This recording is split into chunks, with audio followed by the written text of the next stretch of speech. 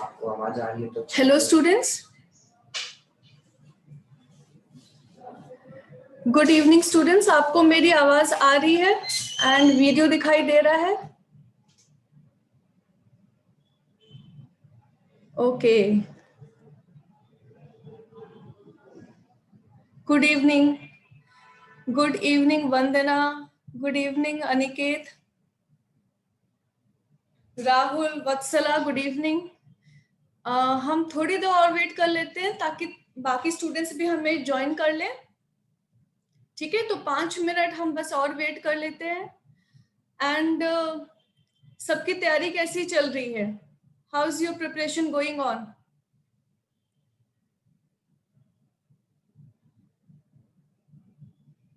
No reply. हाँ, how is it? Good ma'am, okay. Raunak, good, okay. Good evening Khushhali, good evening खुशहाली।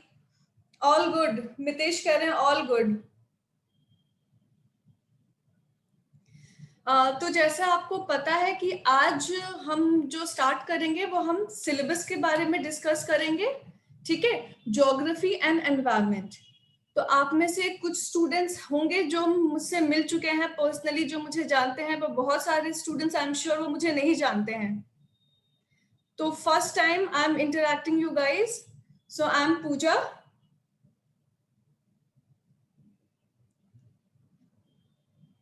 Okay, and I'll be taking geography, environment and ecology, and current affairs.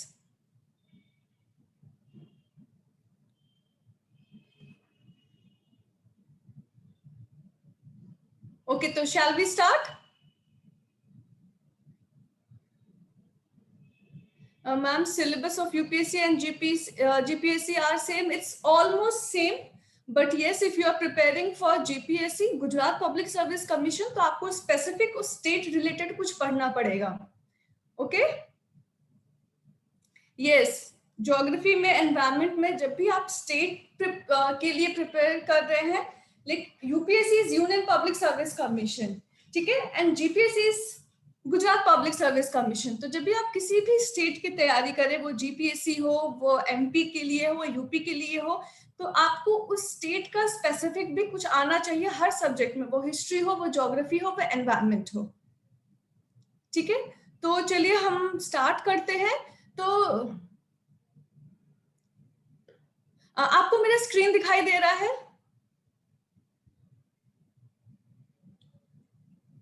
Okay, ठीक है। And जो मेरा audio है, तो am I audible to everyone? Audible, okay, चलो, thank you.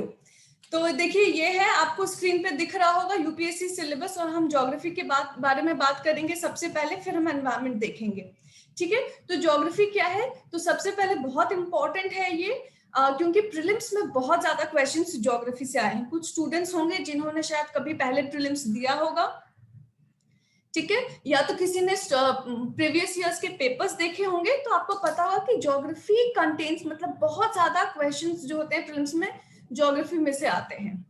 तो इसलिए ज्योग्राफी बहुत इंपॉर्टेंट है। और अगर मैं मेंस की बात करूं, तो मेंस में जो पेपर 1 होता है आपका, जीएस पेपर 1, उसमें हिस्ट्री, ज्योग्राफी एंड सोसाइटी, और उसमें भी ये 3 आते हैं जीएस पेपर 1 में, हिस्ट्री, ज्योग्राफी एंड सोसाइटी, और उसमें भी ज्योग्राफी बहुत इंपॉर्टेंट रोल प्ले करता है।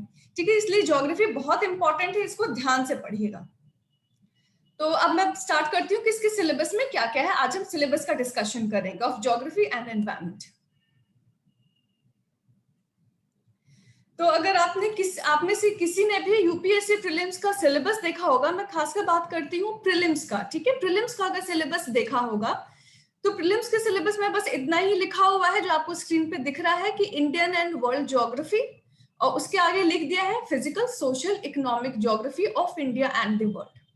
ठीक है, तो इसमें बहुत ज्यादा डिटेल में नहीं लिखा गया है, हालांकि ये लाइन 2 लाइन लिखकर ही सब कुछ कह दिया गया है कि आपको इंडिया का एंड वर्ल्ड का फिजिकल ज्योग्राफी भी पढ़ना है, सोशल ज्योग्राफी भी पढ़ना है, एंड इकोनॉमिक ज्योग्राफी भी पढ़ना है। इसके अलावा ये जो फिजिकल, सोशल, इकोनॉमिक ज्योग्राफी, इसके अलावा ज्योग्राफी में कुछ होता ही नहीं, ये सब कुछ कवर कर दिया गया है इसमें। तो इसका कहने का मतलब ये है कि आपको सब कुछ ही ज्योग्राफी में पढ़ना है। अब इसको हम डिटेल में देखेंगे कि जब वो फिजिकल कह रहा है तो उस फिजिकल एस्पेक्ट्स क्या है, सोशल एस्पेक्ट्स क्या है, इकोनॉमिक एस्पेक्ट्स क्या है, तो वो कहाँ मेंशन है? वो मेंशन है, ओके मैम कह रहे हैं कि required to learn geography of world, yes geography of world, तो ये भी सिलेबस में है, इसीलिए मैंने सबसे पहले आपको सिलेबस दिखाया है कि इसमें लिखा है इंडियन एंड वर्ल्ड ज्योग्राफी। तो अगर आप फिजिकल ज्योग्राफी पढ़ रहे हैं, जैसे फिजिकल ज्योग्राफी मतलब माउंटेन्स कैसे बने, कहाँ है माउंटेन्स, ठीक है, रिवर सिस्टम कैसा है, तो वो आपको इंडिया का तो पढ़ना ही, आपको वर्ल्ड का भी पढ़ना है, करेक्ट। तो अब ये आता है मेंस का सिलेबस। मेंस के सिलेबस में डिटेल्ड इलैबोरेट किया गया है कि क्या क्या आपको एग्जैक्टली पढ़ना है। तो सबसे पहले उसमें लिखा हुआ है कि salient features of world's physical geography. तो जिन्होंने अभी क्वेश्चन पूछा था कि मैम वर्ल्ड का पढ़ा हुआ है, तो आपके मेंस के सिलेबस में सबसे पहली लाइन यही है कि आपको फीचर्स पढ़ने हैं, salient features of world's physical geography. तो वो क्या क्या फीचर्स है फिजिकल ज्योग्राफी में, जैसे मैंने बताया कि माउंटेन्स, ठीक है, रिवर्स कहाँ पे, पहाड़ हैं, पठार कहाँ पे है, ठीक है, कोस्टल एरिया कहाँ है, क्यों बने हैं वैसे एरियाज, तो आपको ये पूरा फिजिकल फीचर उसका पढ़ना है, करेक्ट। उसके बाद जो सेकंड टॉपिक है वो है डिस्ट्रीब्यूशन ऑफ की natural resources across the world, ठीक है। तो आपको अक्रॉस द वर्ल्ड यानी कि पूरे वर्ल्ड में जो की नेचुरल रिसोर्सेज हैं, ठीक है, कोई मुझे बता सकता है क्या क्या रिसोर्सेज इस टाइम पे आपके दिमाग में आ रहा है जब मैं बात कर रही हूँ नेचुरल रिसोर्सेज, तो क्या क्या वो नेचुरल रिसोर्सेज हो सकते हैं जिसके बारे में, okay, coal, petroleum, okay, sun, gas, oil, okay, good, wind, correct, very good, uranium, okay. So इसका मतलब you guys are actually very interested in this, आप लोग अच्छे से आंसर भी कर रहे हैं, वेरी गुड, मिनरल्स, ठीक है। तो ये सारे जो नेचुरल रिसोर्सेज हैं उसका डिस्ट्रीब्यूशन कैसे है, डिस्ट्रीब्यूशन कहने का मतलब कहाँ पे कौन कौन से रिसोर्सेज हैं, और जब हम ये कहते हैं कि कहाँ पे कौन कौन से रिसोर्सेज पाए जाते हैं, तो ये बहुत इंपॉर्टेंट क्वेश्चन ये बनता है कि ये नेचुरल रिसोर्सेज वहीं पे क्यों पाए जाते हैं, ठीक है। अगर आप हम बात करें गुजरात की बात करें, ठीक है, तो हम ये कहेंगे कि आप मुंबई की बात करें तो हम ये कहेंगे कि वहां पे क्यों ऑयल्स मिलते हैं हमें, ठीक है। तो उसके पीछे एक ओके, और भी स्टूडेंट्स रिप्लाई कर रहे हैं, वेरी गुड, ठीक है। तो किसी पर्टिकुलर लोकेशन में, या अगर मैं इंडिया की बात करूं तो मैं इंडिया में कहूंगी कि जो छत्तीसगढ़, ठीक है, झारखंड, ये वाला जो रीजन है यहाँ पे कोल बहुत मिलता है, तो उसके कुछ फैक्टर्स हैं क्यों उस रीजन में कोल बहुत मिलता है, क्यों कहीं पे नेचुरल गैस या ऑयल ये रिसोर्सेज मिलते हैं, तो हम उन सारे फैक्टर्स के बारे में जानेंगे, ठीक है। उसके बाद जो है वो है factors responsible for the location of primary, secondary and tertiary sector industries in various parts of the world including India. तो आपको पता है कि जो हमारी इकोनॉमिक एक्टिविटीज है, हमारी जो इंडस्ट्रीज है, उसको हम primary, secondary and tertiary sector में बांटते हैं, ओके। तो कौन कौन से फैक्टर्स हैं जो इसके पीछे रिस्पॉन्सिबल हैं? कोई मुझे बता सकता है कि प्राइमरी सेक्टर के कौन, प्राइमरी सेक्टर में क्या क्या आता है, किसको हम कहते हैं primary sector?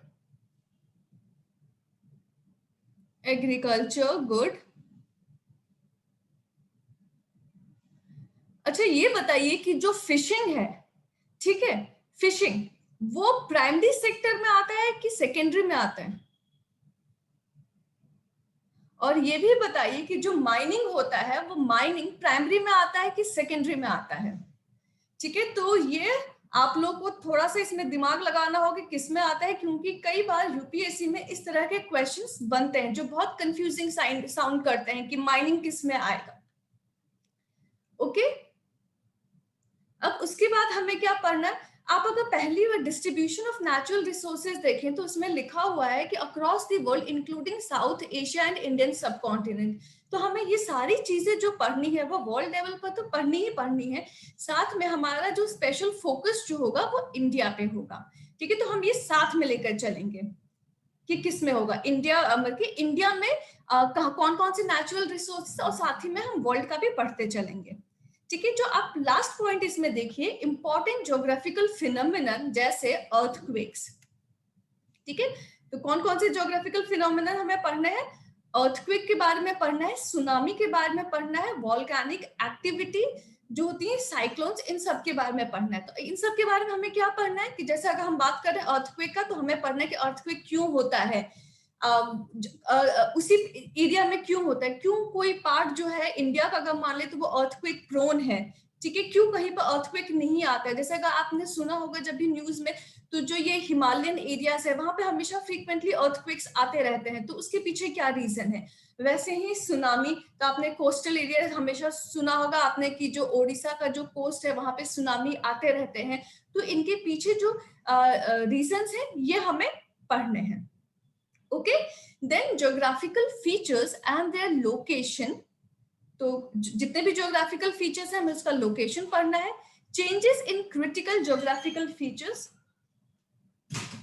Including water bodies and ice caps and flora and fauna and the effects of changes. तो हमें क्या पढ़ना है, हमें ज्योग्राफिकल फीचर्स पढ़ना है, उसके लोकेशन पढ़ने हैं। कुछ ज्योग्राफिकल फीचर्स जैसे कि वाटर बॉडीज, आइस कैप्स, तो कहाँ पे ग्लेशियर्स हैं, वहां पे क्यों ग्लेशियर्स मिलते हैं, फ्लोरा एंड फौना के बारे में देखना है हमें। Okay,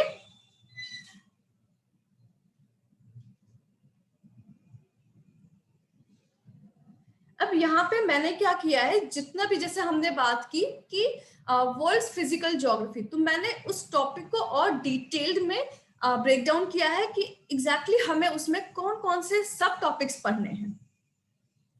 correct? यू गाइस, आपको सब समझ में आ रहा है ना?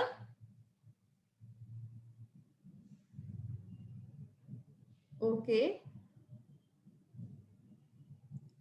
Okay, thank you for answering. चलिए, आप लोग ऐसे ही रिस्पॉन्स देते रहिएगा ताकि मुझे समझ में आए कि अच्छा मेरा पेस ठीक है, कि शुड आई गो स्लो और लिटिल फास्ट, की ठीक है ये पेस।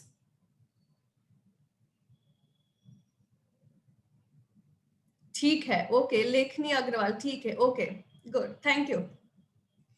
तो देखिए, अब जब हम बात करते हैं वर्ल्ड्स फिजिकल ज्योग्राफी, तो वर्ल्ड्स फिजिकल ज्योग्राफी में सबसे पहले हमें जियोमॉर्फोलॉजी पढ़ना है। जियोमॉर्फोलॉजी का मतलब होता है हमें एक्चुअली अर्थ के बारे में पढ़ना है कि अर्थ क्या है, अर्थ कैसे बना अर्थ, ठीक है। तो आपको जैसे जियो टर्म से ही समझ में आ रहा है कि जियो का मतलब है अर्थ, ठीक है, एंड मॉर्फोलॉजी मतलब हमें उसकी इन डिटेल एनालिसिस करनी है। तो इसमें हमें जो सबसे पहले पढ़ना है वो है origin and evolution of earth, कि अर्थ का ओरिजिन कैसे हुआ। तो अगर आपको कुछ भी याद होगा, जैसे आपने स्कूल में कभी पढ़ा हो, तो आपने एक नेबुला का कॉन्सेप्ट पढ़ा होगा,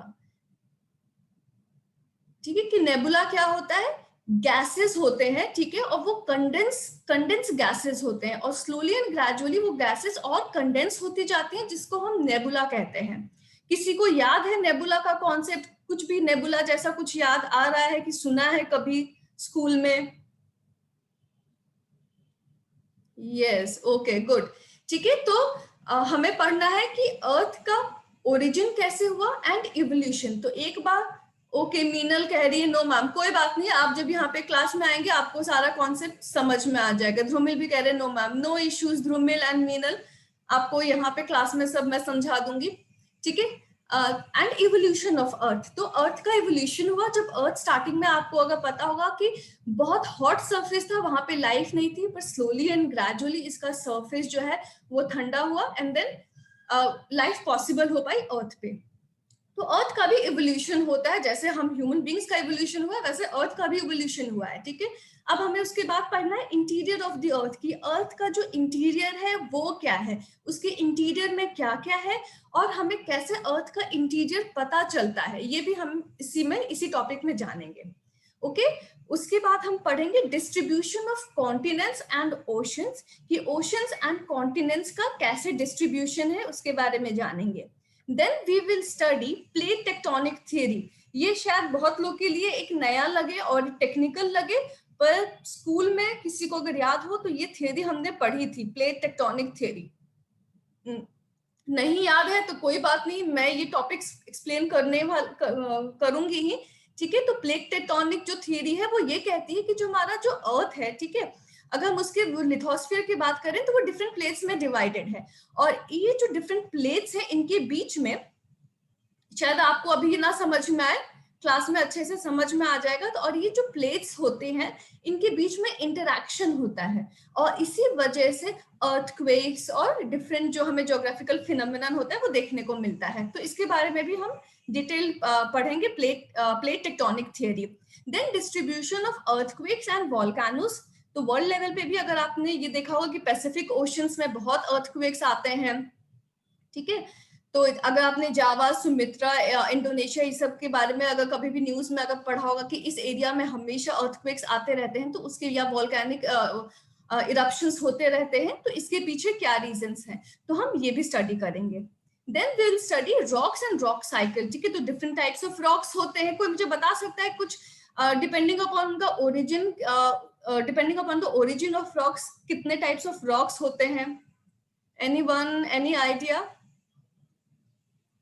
अच्छा ठीक है, 3 टाइप्स। कोई टाइप्स बता सकता है मुझे, कौन कौन से टाइप्स हैं? कोई भी अगर टाइप याद है। इग्नियस, सेडिमेंट्री, इग्नियस, सेडिमेंट्रीज, एंड एक और है, एक metamorphic.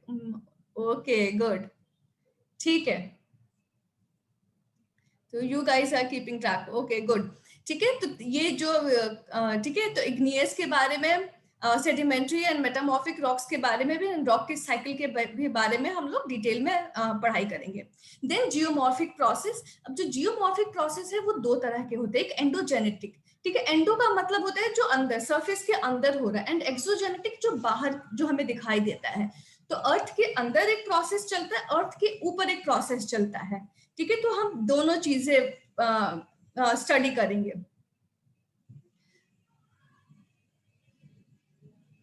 Then landforms and their evolution. तो जैसे डिफरेंट टाइप ऑफ लैंडफॉर्म्स हम देखते हैं, जैसे अगर हम बात करें तो माउंटेन्स जो है एक लैंडफॉर्म्स है। अगर हम बात करें तो जो प्लेन्स है, प्लेन एरियाज होते हैं, वो भी एक लैंडफॉर्म है। प्लेट्यूज एक लैंडफॉर्म है। तो वो लैंडफॉर्म और उनका इवोल्यूशन कैसे हुआ है, तो हम ये भी पढ़ाई करेंगे। देन हम क्या देखेंगे, हम क्लाइमेटोलॉजी पढ़ेंगे, एंड क्लाइमेटोलॉजी में हम सबसे पहले देखेंगे एटमॉस्फेयर, ठीक है। तो एटमॉस्फेयर के बारे में स्टडी करेंगे कि उसका कॉम्पोजिशन क्या है, एटमॉस्फेयर में कौन कौन से गैसेस हैं, उनका कितना परसेंटेज में वो गैसेस हैं, ठीक है, एंड देन उनका स्ट्रक्चर क्या है, तो हम ये भी स्टडी करेंगे। उसके बाद solar radiation, heat budget and temperature. Solar radiation आप सबको वर्ड से ही समझ में आ गया होगा कि वो रेडिएशन जो सन से अर्थ पे मिलती है उसको सोलर रेडिएशन कहते हैं।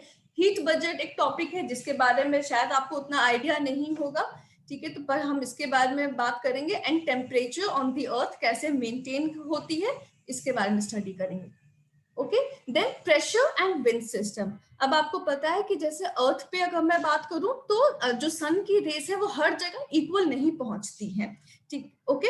तो डिफरेंट जगह पे जो सोलर रेडिएशन है डिफरेंट अमाउंट में पहुंचती है, जिसकी वजह से एक low pressure high pressure system create हो जाता है, और उसके अकॉर्डिंग विंड सिस्टम भी बनता है। तो हम इसके बारे में एनालिसिस करेंगे। जेट स्ट्रीम्स क्या है? Then air masses, air mass क्या होती हैं, कैसे फॉर्म करती, एयर मासेस का रोल क्या है एनवायरमेंटल जो एटमॉस्फेरिक जो फिनोमेनन बनाने में। देन फ्रंट्स क्या है, साइक्लोन्स क्या होती हैं, इसके बारे में हम पढ़ेंगे। देन ह्यूमिडिटी एंड प्रेसिपिटेशन, दोनों रिलेटेड है एक दूसरे से। जैसे अगर मैं बात करती हूँ तो ह्यूमिडिटी बहुत हद तक डिटरमाइन करता है कि उस जगह का प्रेसिपिटेशन कैसा होगा, एंड इसके अकॉर्डिंग हम वर्ल्ड को डिफरेंट क्लाइमेटिक रीजन्स में बांटेंगे। डिफरेंट क्लाइमेटिक रीजन, जैसे हम कहते हैं कि ये एक अलग, ये जैसे कोई ड्राई क्लाइमेटिक रीजन है, कोई वेट रीजन होता है, तो हम इन सब फैक्टर्स के ऊपर वर्ल्ड को डिफरेंट क्लाइमेटिक रीजन्स में बांट के स्टडी करेंगे। ओके, नेक्स्ट हम बात करेंगे ओशनोग्राफी। ओके, तो ओशनोग्राफी में हमें क्या पढ़ना है? हमें पढ़ना हाइड्रोलॉजिकल साइकिल। हाइड्रोलॉजिकल साइकिल मतलब क्या होता है, किसी को any idea?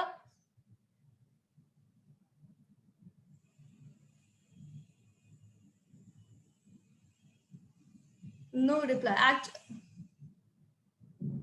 Water vapour, good. Water cycle, evaporation, good, very good, ठीक है। तो जैसे हम कहते हैं कि जब सनलाइट अर्थ पे पड़ती है तो ऑब्वियसली वो जो वाटर है वो, ठीक है, वेपर बन के ऊपर उठती है, फिर वो क्लाउड्स बन जाते हैं, देन रेनफॉल होता है, तो ये और फिर से वाटर अर्थ पे आती है यानी सरफेस पे आती है। तो ये एक पूरा साइकिल है, हम इसके बारे में अच्छे से पढ़ेंगे। इसको कहते हैं hydrological cycle. Then sea floor spreading, ये थोड़ा सा टेक्निकल टॉपिक है, हम इसके बारे में भी जानेंगे।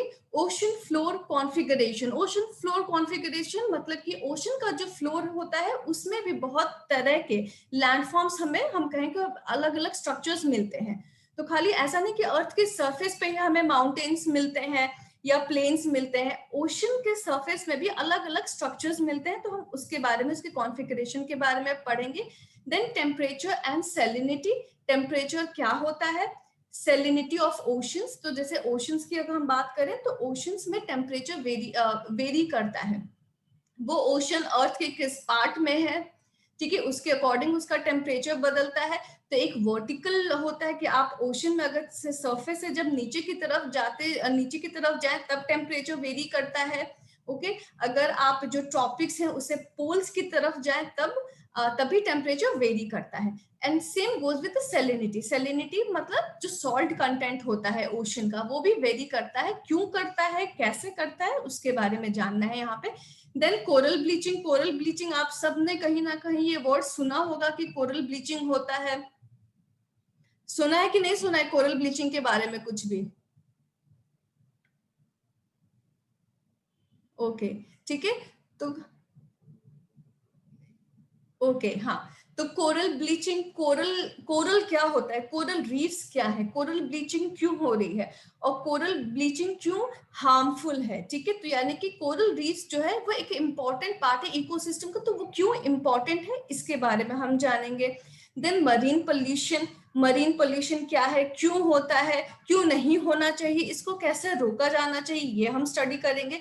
सी लेवल चेंज, तो सी लेवल चेंज किसी को कुछ आइडिया है क्या होता है sea level change?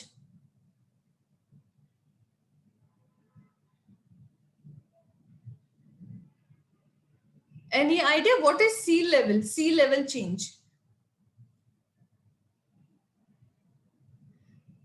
No, it is not related to tide sea. देखिए अब क्या होता है सी लेवल, हम क्या कहते हैं, जैसे हम कहते हैं कि ग्लोबल वार्मिंग हो रही है, आइस मेल्ट हो रहा है, ठीक है, तो वो आइस जब सीज में जाएंगे, वो जो मेल्ट आइस है जब वो पानी बन के जाते हैं तो भी सी लेवल बढ़ता है या घटता है।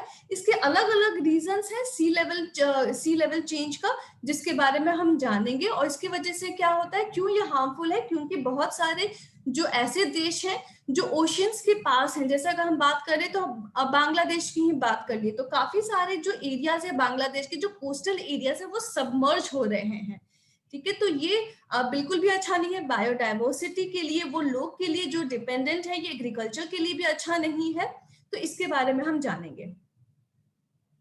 Then movement of oceans, oceans का मूवमेंट जिसमें हम वेव्स के बारे में स्टडी करेंगे, टाइड्स के बारे में जानेंगे, एंड करंट्स कैसे ये फॉर्म होते हैं। तो सबसे पहले हम जानेंगे वेव्स क्या है, टाइड्स क्या है, एंड करंट्स क्या है, कैसे फॉर्म करते हैं और ये कैसे उस जगह के एटमॉस्फेयर को भी अफेक्ट करते हैं, तो ये हम जानेंगे इसमें। Then will study soil geography, ठीक है। तो इसमें हमें क्या पढ़ना है, इसमें हमें पढ़ना है कि सॉइल एंड सॉइल का कंटेंट क्या है, क्यों ये बहुत इंपॉर्टेंट है। तो सबसे पहले ये इंपॉर्टेंट है क्योंकि अगर हम इंडिया की बात करें तो इंडिया कैसा है, यहाँ पे एग्रीकल्चर प्रीडोमिनेंट है, एंड एग्रीकल्चर आपको कहाँ पे करना है, सॉइल पे करना है। तो सॉइल को समझना, सॉइल कंटेंट को समझना बहुत इंपॉर्टेंट है। इसके साथ ही हम पढ़ेंगे the process of soil formation, ठीक है, सॉइल कैसे फॉर्म होता है, सॉइल फॉर्मिंग फैक्टर्स, कौन कौन से फैक्टर्स हैं जो सॉइल को फॉर्म करने में कंट्रीब्यूट करते हैं, ओके। एंड साथ ही में हम टाइप्स ऑफ सॉइल जानेंगे, डिफरेंट टाइप्स ऑफ सॉइल्स। तो किसी को कुछ भी याद है कोई एक टाइप का सॉइल, या ये बता सकते हैं गुजरात में प्रीडोमिनेंट सॉइल टाइप क्या है इन Gujarat? Black soil, very good, black soil. And black soil is famous for which crop? Cotton, good. ठीक है, इसीलिए सॉइल टाइप पढ़ना बहुत जरूरी है। अगर आपको ये पता है कि इस एरिया में जो सॉइल है वो ब्लैक सॉइल है, ब्लैक सॉइल में ये न्यूट्रिएंट्स होते हैं और ये न्यूट्रिएंट्स इस क्रॉप की ग्रोथ के लिए बहुत इंपॉर्टेंट है, तो आप उस एरिया में उस क्रॉप को कल्टीवेट करेंगे। इसीलिए ये बहुत इंपॉर्टेंट है सॉइल टाइप को जानना। और साथ ही में हम जानेंगे सॉइल इरोजन एंड कंजर्वेशन। तो सॉइल इरोजन क्यों होता है, जो हम बात करते हैं कि आज ये चैलेंज है कि सॉइल इरोजन हो रहा है, बहुत सारे फैक्टर्स है। Deforestation is a major factor जिसकी वजह से सॉइल इरोजन हो रहा है। और अगर इरोजन हो रहा है तो ऑब्वियसली एज एन एडमिनिस्ट्रेटर जब आप पढ़ेंगे तो आपको प्रॉब्लम्स तो जाननी ही है, साथ में उसको कंजर्व कैसे करना है ये बहुत इंपॉर्टेंट है। तो हम जो भी प्रॉब्लम्स पढ़ रहे हैं उसके साथ में हम उसको कैसे मिनिमाइज करें, उसको कंजर्व कैसे करें, ये आपको जानना है। तो इसके साथ ही हम सॉइल कंजर्वेशन पढ़ेंगे। ओके, देन हमें क्या पढ़ना है, टाइप्स ऑफ रिसोर्सेज। अगर आपने सबसे पहले ये स्लाइड देखी होगी, ये जो मैंने स्लाइड दिखाई थी, इसमें हम distribution, second point distribution of की नेचुरल रिसोर्सेज। ठीक है, तो नेचुरल रिसोर्सेज आपको जानना है क्या क्या है और वो कौन कौन से natural resource and types of resources. तो सबसे पहले हम डिवाइड करेंगे कि जो रिसोर्सेज होते हैं उसको हम डिवाइड कर सकते हैं on the basis of origin, कि वो बायोटिक रिसोर्स है कि ए बायोटिक रिसोर्स है। ठीक है, बायोटिक रिसोर्स कौन कौन से हैं, जैसे flora and fauna biotic resource है। On the basis of exhaustibility, कि वो वेदर वो रिन्यूएबल रिसोर्स है कि नॉन रिन्यूएबल रिसोर्स है, तो हम वो जानेंगे। हम स्पेसिफिक कुछ रिसोर्सेज के बारे में पढ़ेंगे, जैसे लैंड रिसोर्स। तो लैंड रिसोर्स आपको पता है आज के टाइम पे बहुत इंपॉर्टेंट है, क्योंकि लैंड आपको एग्रीकल्चर के लिए भी चाहिए, लैंड आपको अर्बनाइजेशन के लिए भी चाहिए। तो लैंड रिसोर्स की प्लानिंग, लैंड रिसोर्सेज की प्लानिंग बहुत इंपॉर्टेंट है। तो इसमें हम क्या क्या पढ़ेंगे, लैंड यूटिलाइजेशन की करेंटली लैंड यूटिलाइजेशन पैटर्न क्या है और ये किस तरीके से होना चाहिए। ओके, तो जैसे अगर आपको 2-3 साल पहले का याद है कि चेन्नई में फ्लड्स आए थे और उसमें ये कहा गया था कि काफी सारे ऐसे एरियाज हैं जो फ्लड प्रोन एरियाज हैं, वहां पे कंस्ट्रक्शन एक्टिविटीज, घर बना दिए गए हैं। तो आपको एज एन एडमिनिस्ट्रेटर आपको ये पता होना चाहिए कि कहाँ पे बिल्डिंग्स बननी है, कहाँ पे बिल्डिंग्स नहीं बननी है। अगर फ्लड प्रोन एरिया है और वहां पे आपको इस तरह का कंस्ट्रक्शन एक्टिविटी करे तो ऑब्वियसली ये बहुत हार्मफुल है for the ecosystem and for the life of the people also जो वहां पे रहेंगे। तो इसलिए लैंड को डिवाइड करना, उसका लैंड यूज पैटर्न बहुत इंपॉर्टेंट है, डिपेंडिंग अपॉन वो लैंड किस तरीके का है। इसके साथ ही हम पढ़ेंगे लैंड डिग्रेडेशन, क्यों हो रहा है लैंड डिग्रेडेशन, उसके पीछे फैक्टर्स क्या है, और अगर डिग्रेडेशन हो रहा है तो हम उसको किस तरीके से कंजर्व करेंगे। Okay, then forest resources. तो फॉरेस्ट रिसोर्सेज में हमें क्या पढ़ना है, टाइप्स एंड डिस्ट्रीब्यूशन। तो कौन कौन से फॉरेस्ट रिसोर्सेज हैं, ठीक है, उनका डिस्ट्रीब्यूशन कैसा है। तो उसमें हम ग्रासलैंड, फॉरेस्ट, ये सब पढ़ेंगे कि वो कौन कौन से हैं और कहाँ कहाँ डिस्ट्रीब्यूटेड है। Then causes of depletion, forest जो रिसोर्सेज है वो डिप्लीट हो रही है, आप सबने हमेशा सुना होगा। क्या कोई मुझे बता सकता है कि what are the causes of depletion, कोई एक दो फैक्टर्स, ज्यादा नहीं कि एक दो फैक्टर्स की जिसकी वजह से फॉरेस्ट काटे जा रहे हैं या फॉरेस्ट डिप्लीट हो रहे हैं। Industrial development, okay, yes, good. Industrial urbanisation, very good. Increase in population, very good. ठीक है, तो इसलिए मैं कहती हूँ ज्योग्राफी आपको भले ये टॉपिक ऐसे देखने से लगे कि यार ये क्या है, लैंड रिसोर्सेज है, इसमें फॉरेस्ट रिसोर्सेज है, इतने हैवी हैवी टर्म्स हैं, पर आप इसको देखेंगे तो यू कैन रिलेट इट। ठीक है, कि आप इसको अपने जो हमेशा आप डे टू डे जो सुनते हैं या आप जहाँ पे रहते हैं तो आप इसे रिलेट कर सकते हैं। तो ये काफी इजी टॉपिक बन जाएगा आपको पढ़ने की। कॉजेज ऑफ डिप्लीशन क्या है, और अगर आपको कॉजेज ऑफ डिप्लीशन है पता चल गया तो आप ये भी बता सकते हैं कि उसको आप कैसे कंजर्व करेंगे। ठीक है, conservation of forest and why it is, कैसे करेंगे and why it is important, ये दोनों चीजें जानना बहुत जरूरी है। देन हम वाटर रिसोर्सेज के बारे में पढ़ेंगे। वाटर रिसोर्स आप सबको पता है कि बहुत इंपॉर्टेंट है, हमारा डे टू डे जो एक्टिविटी है वो वाटर रिसोर्स पे डिपेंडेंट है, तो बहुत इंपॉर्टेंट है। एंड वाटर रिसोर्सेज कितने टाइप के होते हैं, मरीन एंड फ्रेश वाटर। तो मरीन रिसोर्सेज, अगर मैं कहूँ मरीन वाटर रिसोर्स, तो मेरे कहने का मतलब क्या है, ma'am is geography tough to learn? Kamini Bansal का नो कामिनी, अभी जैसे मैंने बताया अगर आप ज्योग्राफी को रिलेट करके पढ़ेंगे, उसको एग्जाम्पल के थ्रू समझेंगे तो ये एक बहुत इजी टॉपिक बन जाएगा। ठीक है, आप इसको हमेशा रिलेट कर सकती हैं। इसके इश्यूज जो होते हैं करंट बेस्ड बहुत होते हैं, तो ये मैं बिल्कुल भी नहीं कहूंगी कि ये एक टफ सब्जेक्ट है। ठीक है, तो marine resource, what is marine resource, what are the marine resource, या मरीन क्या है? Ocean, good. ठीक है, एंड फ्रेश वाटर रिसोर्स, आपको पता है फ्रेश वाटर रिसोर्सेज में क्या आते हैं? रिवर्स की हम बात कर लेते हैं तो वो पॉन्ड्स, ये सब फ्रेश वाटर रिसोर्सेज हैं। मैप करने होते हैं, देखिए अगर आप ज्योग्राफी ऑप्शनल लेते हैं तो आपको उसमें मैप करना, मैप बनाना होता है कुछ लोकेशंस, बट वैसे भी आपको कुछ मैप का आइडिया होना चाहिए। प्रीलिम्स में मैप रिलेटेड होते हैं तो आपको पढ़ना ही पड़ेगा, क्योंकि प्रीलिम्स में भी मैप रिलेटेड कुछ क्वेश्चंस आते हैं। ओके, और ये जो क्वेश्चंस होते हैं पर बहुत, जो जैसे करंट में आप पढ़ेंगे किसी कंट्री के बारे में तो मोस्टली उससे होता है, और ये बहुत डिफिकल्ट नहीं होता है। और जब भी हम क्लास में पढ़ेंगे तो हम उसको साथ साथ ही मैं करते जाएंगे। जैसे मैं आपको करंट अफेयर्स भी पढ़ाऊंगी और मैं ज्योग्राफी भी पढ़ा रही हूँ, तो जब भी मैं करंट अफेयर्स पढ़ाऊंगी तो उसको ज्योग्राफी से रिलेट करती जाऊंगी कि देखिए ये इंपॉर्टेंट है चीज करंट में, तो इससे ज्योग्राफी में ये क्वेश्चन बन सकता है। ठीक है, देन हमें पढ़ना है water scarcity and need for conservation. की वाटर स्कैरसिटी है, सबको पता है कि वाटर स्कैरसिटी है इंडिया में, and the whole world is actually facing water scarcity. तो उसके पीछे रीजंस क्या है, और अगर हमें प्रॉब्लम के बारे में पढ़ रहे हैं तो जैसे मैंने पहले कहा कि आपको कंजर्वेशन के बारे में पढ़ना है कि कैसे उसको कंजर्व किया जा सकता है। Then integrated water resource management, हमें ये पढ़ना है। Okay, then will study agricultural resources की क्या क्या एग्रीकल्चर में हमारे पास रिसोर्सेज है। तो आपको पता है इंडिया जो है एक एग्रेरियन कंट्री है, तो एग्रीकल्चर रिसोर्स के बारे में पढ़ना हमारे लिए अच्छा। कोई मुझे बता सकता है कि हमारी कितनी पॉपुलेशन अप्रोक्सीमेटली, इंडिया की कितनी पॉपुलेशन एग्रीकल्चर पे डिपेंडेंट है? इकोनॉमी मतलब कितने लोग जॉब देती है एग्रीकल्चर? 70 अब थोड़ी कम हो गई है। अगर मैं बात करूं कि एम्प्लॉयमेंट के पॉइंट ऑफ व्यू से अब थोड़ी कम हो गई, इट्स अराउंड 50। एंड एग्रीकल्चर का कंट्रीब्यूशन कितना है? Okay, Meenal Mehta 50 to 60, yes it's around 50, okay 49%।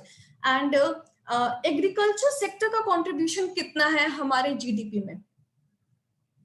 Very good, Digvijay 14%। Okay okay, ठीक है, तो आपको ये मिसमैच दिखेगा कि हमारी जो पॉपुलेशन है वो जॉब्स के लिए, अगर हम बात करें एम्प्लॉयमेंट के लिए, तो 50% of our population is dependent on agriculture, but agriculture contributes only 14% to the economy. ठीक है, जीडीपी। तो इसका मतलब हमें अपने एग्रीकल्चर सेक्टर में बहुत काम करने की जरूरत है, हमें बहुत प्रोडक्टिविटी बढ़ाने की जरूरत है। इसीलिए एग्रीकल्चर रिसोर्सेज के बारे में पढ़ना बहुत जरूरी है। तो इसमें हम क्या क्या पढ़ेंगे? हम पढ़ेंगे टाइप्स ऑफ फार्मिंग कि इंडिया में कितने टाइप्स ऑफ फार्मिंग होती है। ठीक है, then cropping patterns, cropping pattern क्या होता है कि किस एरिया में किस टाइप की फसलें उगाई जा रही हैं। ओके ओके, अगर मैं कहूं कि जैसे कि अगर आपको पता है कि जैसे वीट है, तो वीट इंडिया में किस पार्ट पे ज्यादा उगाया जाता है? मतलब वैसे तो बहुत सारी जगह पे, पर मेजर जो इसका कॉन्सेंट्रेशन है वो कहाँ पे है वीट का? Punjab, okay very good, Punjab. ठीक है, पंजाब, हरियाणा, वेस्टर्न यूपी, लेकिन very good, it's western UP. Okay, तो वेरी गुड। हाँ, तो इसका मतलब हम क्रॉपिंग पैटर्न पढ़ रहे हैं। अब राइस कहाँ, तो आपको पता है ईस्टर्न इंडिया में या तमिलनाडु में राइस उगाया जाता है ज्यादातर। तो ये क्या, हम क्रॉपिंग पैटर्न, इस तरह से हम क्रॉपिंग पैटर्न के बारे में बात कर रहे हैं। देन हम पढ़ते हैं कंट्रीब्यूशन, इसका वही जैसे मैंने पहले बताया, इसका कंट्रीब्यूशन टू इकोनॉमी, एम्प्लॉयमेंट, ठीक है, एंड आउटपुट इसका कितना है। And why this is very important, because ये डिटरमिन करता है हमारी फूड सिक्योरिटी कैसी है। अगर हम एग्रीकल्चर रिसोर्सेज में, हम एग्रीकल्चर में सेल्फ सफिशिएंट है, तो इसका मतलब हम फूड सिक्योरिटी इंडिया की है। उसके बाद कुछ और टाइप्स ऑफ रिसोर्सेज पढ़ेंगे, जैसे मिनरल एंड एनर्जी रिसोर्सेज। तो इसमें क्या होता है, मिनरल एंड एनर्जी रिसोर्सेज में क्लासिफिकेशन, हम मिनरल्स का क्लासिफिकेशन देखेंगे, फेरस, ठीक है, नॉन फेरस। ठीक है, तो कुछ मिनरल्स में फेरस होता है, कुछ मिनरल्स में फेरस कंपोनेंट नहीं मिसिंग होता है। तो हम दोनों टाइप के रिसोर्सेज पढ़ेंगे, ferrous and non ferrous. Then occurrence and conservation of minerals, कहाँ पे मिनरल्स ज्यादा पाए जाते हैं, हम किस तरीके से मिनरल्स को कंजर्व कर सकते हैं। Okay, then classification of energy resources, जैसे हमने पहले भी बात की कि हमें एनर्जी की जो रिसोर्सेज हैं उसको उसका क्लासिफिकेशन करना है। हम किस बेसिस पे इसमें क्लासिफिकेशन देखेंगे, conventional and non conventional. What are the non conventional resources, anyone? Non conventional energy resources, okay, solar, okay, good, wind, very good. ठीक है, तो ये हम non conventional biogas, okay, wind, yes. ठीक है, तो ये हम नॉन कन्वेंशनल सोर्सेज के बारे में पढ़ेंगे। Then occurrence of energy resources and conservation of energy resources, ये कहाँ कहाँ पाए जाते हैं एंड इनका कंजर्वेशन कैसे हम कर सकते हैं।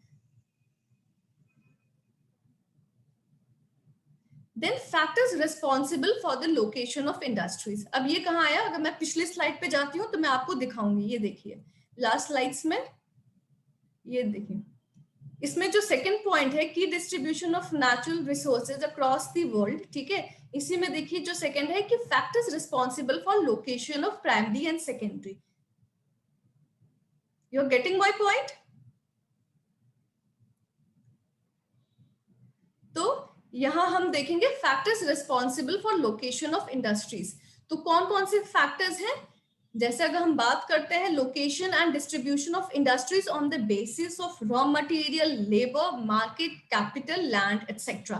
ठीक है, तो जैसे अगर आपको पता होगा, अगर आप गुजरात की बात कर ले तो गुजरात में टेक्सटाइल सेक्टर बहुत इंपॉर्टेंट है। ठीक है, तो टेक्सटाइल क्यों है, क्योंकि सबसे पहले हमने बात की थी क्योंकि रॉ मटेरियल है, रॉ मटेरियल क्योंकि सॉइल टाइप कैसा है, सॉइल है ब्लैक सॉइल, यहाँ पे क्या सबसे ज्यादा उगाया जाता है, कॉटन बहुत उगाया जाता है, एंड कॉटन एक रॉ मटेरियल है टेक्सटाइल के लिए। इसीलिए तो हम क्या क्या पढ़ेंगे जब हम location and distribution of industries पढ़ेंगे, तो हम देखेंगे कि कौन कौन से फैक्टर्स हैं जो रिस्पॉन्सिबल है कि एक इंडस्ट्रीज किसी एक रीजन में क्यों है।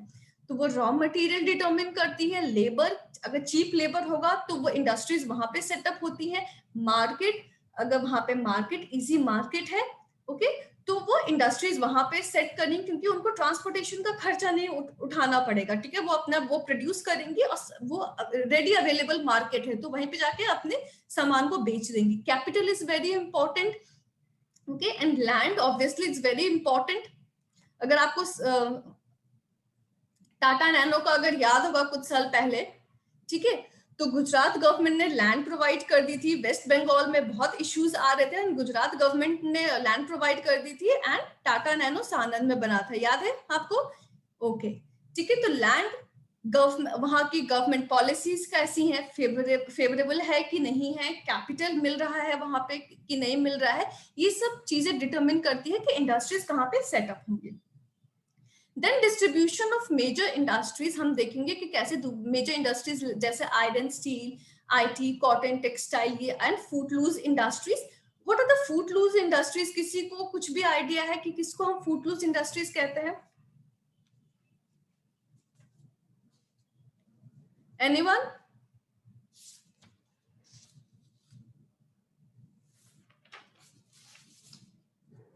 ओके, देखिए फूडलूज इंडस्ट्रीज वो होते हैं, मैं आपको बस एक छोटा सा बताऊंगी कि फूडलूज इंडस्ट्रीज वो होते हैं, हम डिटेल में बाद में पढ़ेंगे, जो कहीं भी स्टैब्लिश हो जाए। मतलब अगर आप देखें तो इंडिया में प्लग एंड प्ले, फूडलूज इंडस्ट्रीज वो है जो जरूरी नहीं है कि जहां पे रॉ मटेरियल है वहीं पे बने या लेबर है, वो कहीं भी स्टैब्लिश हो सकते हैं। उसके पीछे अलग अलग फैक्टर्स हैं, वो हम स्टडी करेंगे बाद में।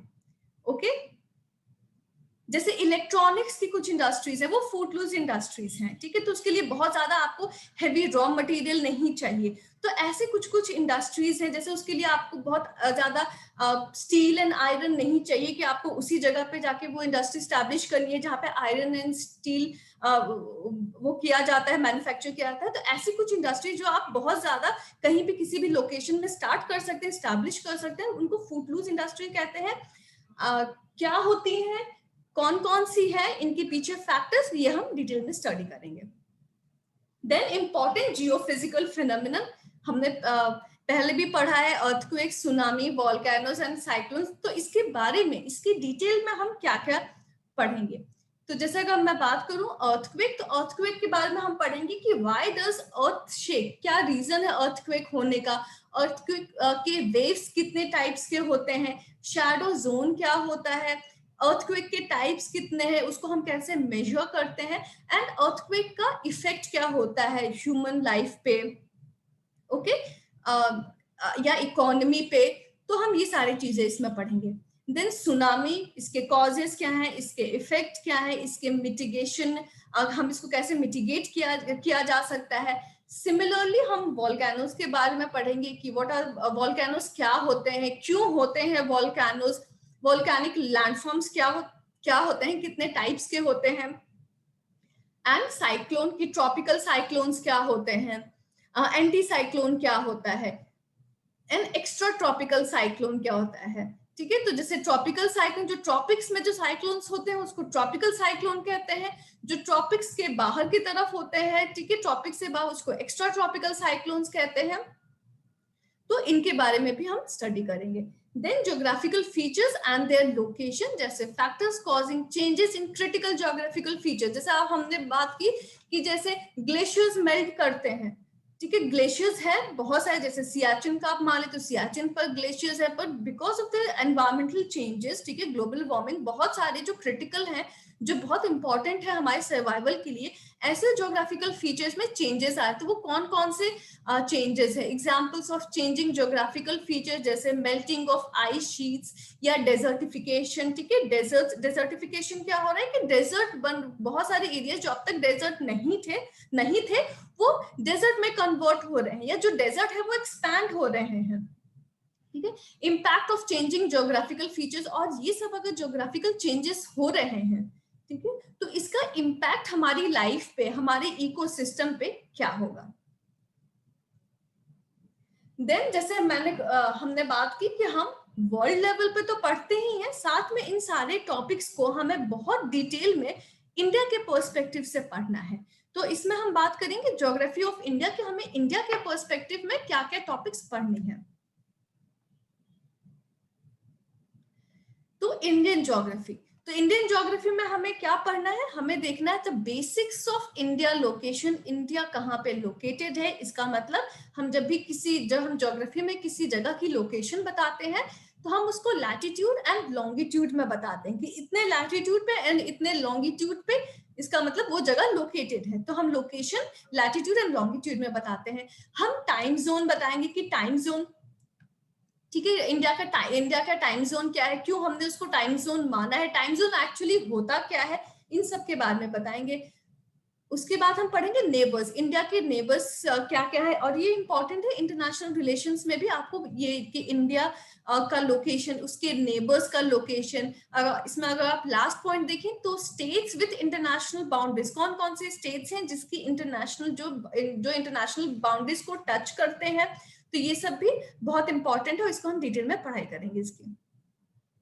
देन फिजिकल फीचर्स, तो अभी तक हमने बात की थी वर्ल्ड की फिजिकल फीचर्स के बारे में, इसमें हमें इंडिया स्पेसिफिक पढ़ना है, जिसमें हम हिमालयास पढ़ेंगे कि उसका फॉर्मेशन कैसा है, जियोलॉजिकल फॉर्मेशन, वहाँ का क्लाइमेट कैसा है, किस तरह की वेजिटेशन हिमालयन रीजन्स में पाई जाती है, वहाँ की सॉइल की टाइप क्या है, बायोडाइवर्सिटी कैसी है, ठीक है, उसको हम कितने फिजियोग्राफिक डिविजन्स में बांटते हैं, ओके, देन मेजर पासेस क्या है, और इन सभी चीजों का सिग्निफिकेंस क्या है। ऑब्वियसली सिग्निफिकेंट है, इसीलिए हम इसको यूपीएससी या जीपीएससी के लिए पढ़ रहे हैं, तो क्या सिग्निफिकेंस है इसका, इसको हमें पढ़ना है।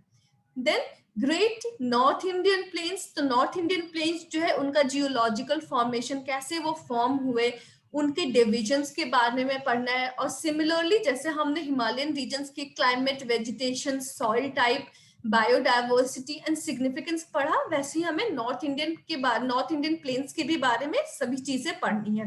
And same goes with the peninsular plateau, उसका भी जियोलॉजिकल फॉर्मेशन, उसमें कुछ हाईलैंड्स है, उसको हमने अलग अलग प्लेट्यू को डिवाइड किया है, सेंट्रल हाईलैंड्स है, डेक्कन प्लेट्यू है, वेस्टर्न घाट्स है, ईस्टर्न घाट्स है, तो हमें ये सब पढ़ना है।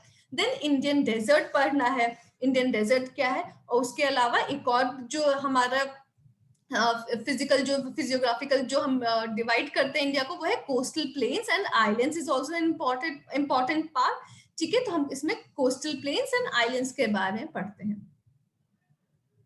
ओके, देन हमें रिवर सिस्टम के बारे में डिटेल में पढ़ना है कि हिमालयन रिवर्स क्या होती हैं, कैसे ये ओरिजिन करती हैं, इनकी हिमालयन रीजन की कैरेक्टरिस्टिक्स क्या होते हैं, और पेनिनसुलर रिवर्स, तो हिमालयन रिवर्स कैसे पेनिनसुलर रिवर्स से अलग है, ये सब हमें पढ़ना है। देन रिवर बेसिन क्या होता है, रीजनल डेवलपमेंट एंड प्लानिंग, तो आपको पता है कि जैसे जो रिवर सिस्टम है बहुत इंपॉर्टेंट है, अगर आपने हिस्ट्री में भी आप आगे चल के पढ़ेंगे, या वैसे भी आपको पता होगा कि जो रिवर्स है वो बहुत इंपॉर्टेंट उन्होंने रोल प्ले किया है, कि जो पहले जो सेटलमेंट्स बने थे वो रिवर्स के पास बने थे, तो इसीलिए रिवर्स जो बहुत इंपॉर्टेंट रोल प्ले करते हैं इकोनॉमी में। और जब भी हमें अपनी रीजनल डेवलपमेंट की बात करनी है तो हमें ऑब्वियसली हमें रिवर सिस्टम को ध्यान में रखते हुए करना है।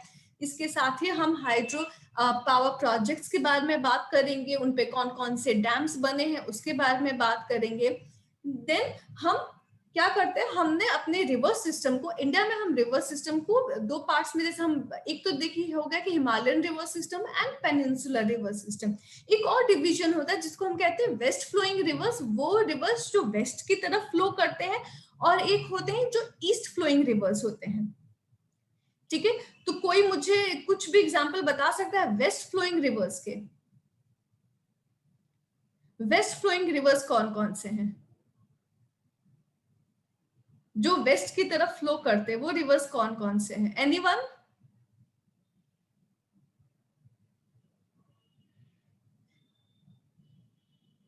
तापी, नर्मदा, गुड गुड, तापी, हाँ तापी भी वेस्ट फ्लोइंग रिवर्स है, गुड। और फिर हम बात करेंगे इंटरलिंकिंग ऑफ रिवर्स, कि जब हम बात करते हैं रिवर्स सिस्टम के बारे में तो हम कहते हैं कुछ कुछ रिवर्स ऐसे हैं जहाँ पे फ्लड्स आ जाते हैं हर साल। आपने जैसे बिहार में देखा हो कि बिहार में कोसी नदी है, कोसी नदी में हर साल बाढ़ आ जाती है। ठीक है, और कुछ कुछ एरियाज ऐसे हैं जैसे पेनिनसुला रीजन में जहाँ पे सूखा रहता है, तो कई सारे जो एडमिनिस्ट्रेटर है या जो डेवलपर्स है उनका ये मानना है कि हमें जो रिवर्स है उनको इंटरलिंक कर देना चाहिए, ताकि जो एक रिवर जो सरप्लस है वो एक ऐसे रिवर को पानी दे पाए जो जो स्कैर्स है, जहां पे पानी नहीं है। तो ये interlinking of reverse is very important, पर इसके बारे में हम प्रोज एंड कॉन्स दोनों देखेंगे कि क्या होता है इंटरलिंकिंग रिवर्स, और एक्चुअली इसके प्रोज एंड कॉन्स क्या है, कि क्यों कुछ लोग इसके अपोज में है कि इंटरलिंकिंग नहीं करनी चाहिए, ये हम देखेंगे। देन इंडिया के पर्सपेक्टिव में हम क्लाइमेट देखेंगे, इसमें बहुत इंपॉर्टेंट इंडिया के क्लाइमेट में जो रोल प्ले करता है वो है मॉनसून्स का, कि हमारे यहाँ पे जो बारिश होता है हम कहते हैं, हम उसको मॉनसून कहते हैं। तो क्या क्या उसके मॉनसून्स की ड्राइविंग मैकेनिज्म है। ठीक है, एल नीनो और ला नीना पढ़ना, आपने सब नाम सुना है किसी ने एल नीनो या ला नीना का? Anyone? Yes no, yes no, okay. ठीक है, जिसने सुना है वेरी गुड, जिसने नहीं सुना है वो क्लास में आके आप समझ जाएंगे क्या होता है एल नीनो एंड ला नीना। सिर्फ नाम सुना है रोहित सिंह, कोई बात नहीं, सिर्फ नाम सुना तो ये कॉन्सेप्ट आपको समझ में आ जाएगा क्लास में। और ये बहुत इंपॉर्टेंट कॉन्सेप्ट है क्योंकि एल नीनो या ला नीना बहुत इंपॉर्टेंट रोल प्ले करता है इंडिया के मॉनसून को अफेक्ट करने में। ओके, तो ये बहुत इंपॉर्टेंट है। देन सीजन्स पढ़ेंगे कि इंडिया में कितने टाइप के सीजन्स होते हैं, कब कब वो सीजन्स होते हैं, तो ये आपको वैसे पता है, फिर भी इसके बारे में हम डिस्कशन करेंगे। एंड साइक्लोन्स की हम हमेशा सुनते हैं कि वेस्टर्न कोस्ट पे साइक्लोन्स आया, ईस्टर्न कोस्ट पे साइक्लोन आया, और अगर आपने ज्यादातर ध्यान दिया होगा तो इंडिया के ईस्टर्न कोस्ट पे बहुत साइक्लोन्स आते हैं। ठीक है, तो क्या फैक्टर्स हैं, और हम कहते हैं ग्लोबल वार्मिंग की वजह से वेस्टर्न कोस्ट पे भी साइक्लोन ज्यादा आने लगे हैं और साइक्लोन्स की फ्रीक्वेंसी बढ़ गई है, तो इन सब के बारे में हम डिटेल में देखेंगे। देन इंडिया के पर्सपेक्टिव में मिनरल्स एंड इंडस्ट्रीज की, मिनरल का डिस्ट्रीब्यूशन कैसा है, हमारी इंडस्ट्रीज की इंडस्ट्रियल पॉलिसीज कैसे हैं, ये सब देखेंगे। एंड एग्रीकल्चर, तो मैंने कहा था जैसे इंडिया में एग्रीकल्चर बहुत इंपॉर्टेंट है, तो हम ये देखेंगे कि लैंड यूटिलाइजेशन, एग्रीकल्चर के लिए लैंड यूटिलाइजेशन कितना होता है, कितने टाइप्स ऑफ एग्रीकल्चरल प्रैक्टिसेस हम लोग करते हैं। जैसे आपने सुना कभी कहीं कहीं पे मोनोक्रॉपिंग होती है, कहीं कहीं पे मल्टीपल क्रॉपिंग होती है, मिक्स्ड क्रॉपिंग होती है। तो ये टाइप्स ऑफ एग्रीकल्चर प्रैक्टिसेस जो होती हैं, आपने स्लैश एंड बर्न भी सुना होगा, किसी ने सुना स्लैश एंड बर्न एग्रीकल्चर? या शिफ्टिंग, ओके, कहाँ पे झूम, ये और कहाँ पे ये स्लैश एंड बर्न इंडिया में किस पार्ट में सबसे ज्यादा हम सुनते हैं?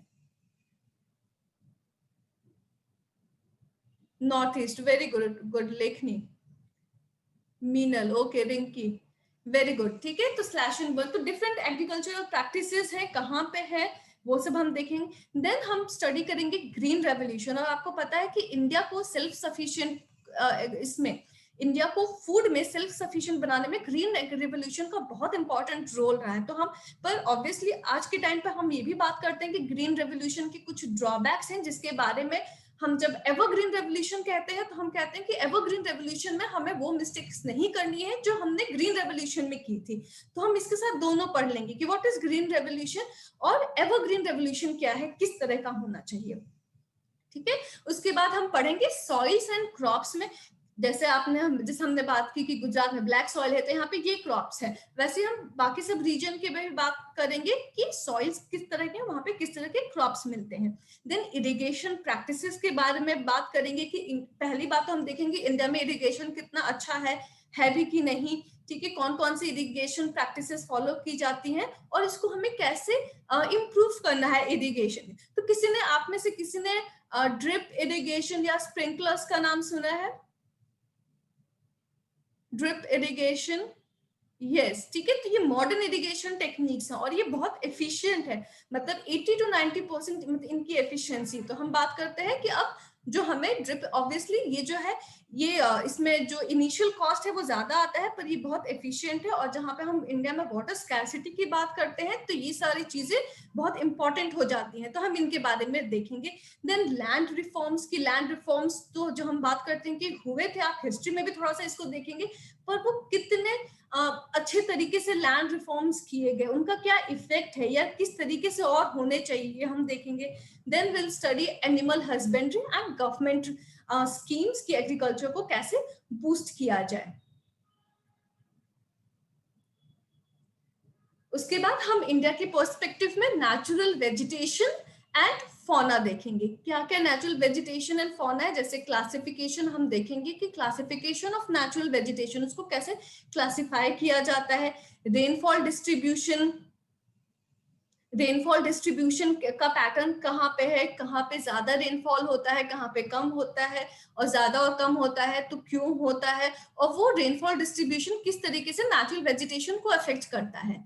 देन हम बायोस्फीयर रिजर्व्स, नेशनल पार्क्स, इन सब के बारे में पढ़ेंगे कि क्यों वो इंपॉर्टेंट है नेचुरल वेजिटेशन को कंजर्व करने के लिए। एंड रेड लिस्टेड स्पीसीज कौन सी हैं, वो स्पीसीज जो एंडेंजर्ड है, वल्नरेबल है, उसके लिए बहुत सारे स्टेप्स लिए गए हैं। तो हम ऐसी स्पीसीज के बारे में भी डिटेल में पढ़ाई करेंगे।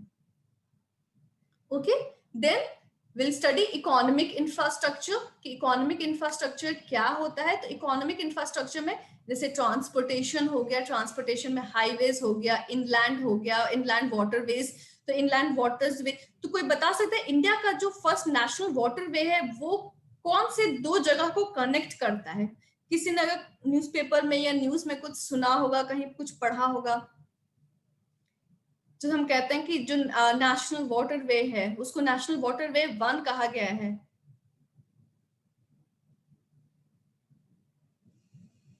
वाराणसी एंड हल्दिया कह रहे हैं सक्षम।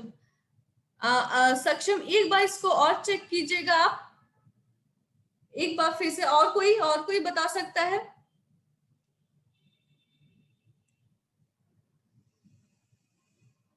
कि नेशनल वाटरवे 1 जिसको हम कहते हैं वो किस दो जगह को कनेक्ट करता है? ठीक है, आज जाके आप लोग यही देखिएगा, ये चेक कीजिएगा कि क्या है national waterway. Okay, then water, then power and energy sector के बारे में हम पढ़ेंगे, बहुत इंपॉर्टेंट है। किसी भी इकोनॉमी को एक सेल्फ सफिशिएंट इकोनॉमी या उसको पावरफुल बनाने के लिए, इकोनॉमी को बूस्ट करने के लिए power and energy, Pratyush good, बहुत इंपॉर्टेंट है power and energy sector. Okay, then conventional and non conventional sources of energy के बारे में पढ़ेंगे इंडिया में, और क्या क्या स्टेप्स लिए जा रहे हैं, एनर्जी कंजर्व कैसे किया जाना है। और फिर लास्ट में हम ह्यूमन ज्योग्राफी भी पढ़ेंगे कि ह्यूमन, जैसे जो ज्योग्राफी होती है तो वो खाली फिजिकल ज्योग्राफी नहीं है, फिजिकल ज्योग्राफी एक पार्ट है। फिजिकल ज्योग्राफी से ही इंटर रिलेटेड है हमारी ह्यूमन ज्योग्राफी। मान लीजिए जैसे कि अगर फिजिकल फिनोमेना, अगर माउंटेन्स है तो क्या वहां पे जो ह्यूमन सेटलमेंट है वो किस तरीके का होगा, ठीक है। अगर कोई रिवर एरिया है जहां से रिवर फ्लो कर रही है, उस जगह पे इकोनॉमिक एक्टिविटीज क्या होंगी, उस जगह का सेटलमेंट क्या होगा, उस जगह पे हाउसिंग पैटर्न्स क्या होंगे। जैसे हिली एरियाज में आपने देखा होगा हाउस का जो पैटर्न, हाउसिंग पैटर्न वो डिफरेंट होता है, ठीक है। वहां पे हाई राइज बिल्डिंग्स नहीं होती हैं। तो जब भी हम ह्यूमन सेटलमेंट की बात करते हैं तो ये बहुत इंपॉर्टेंट है कि आपको फिजिकल एस्पेक्ट उस जगह का पता होना चाहिए। और फिर हम ह्यूमन ज्योग्राफी पढ़ते हैं जिसमें हम डेमोग्राफिक्स भी पढ़ेंगे एंड रीसेंट जो सेंसस है उसके बारे में भी बात करेंगे।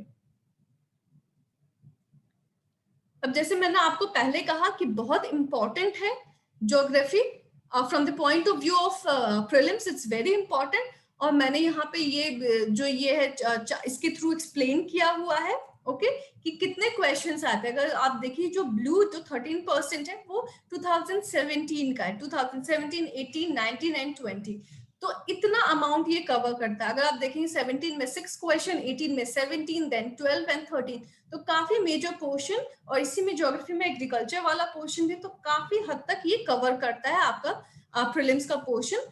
तो अगर आपने ज्योग्राफी जिसमें एग्रीकल्चर भी इंक्लूडेड है कर लिया तो आपका प्रीलिम्स की बहुत अच्छी आपकी तैयारी हो जाएगी। Okay, so you are getting my point.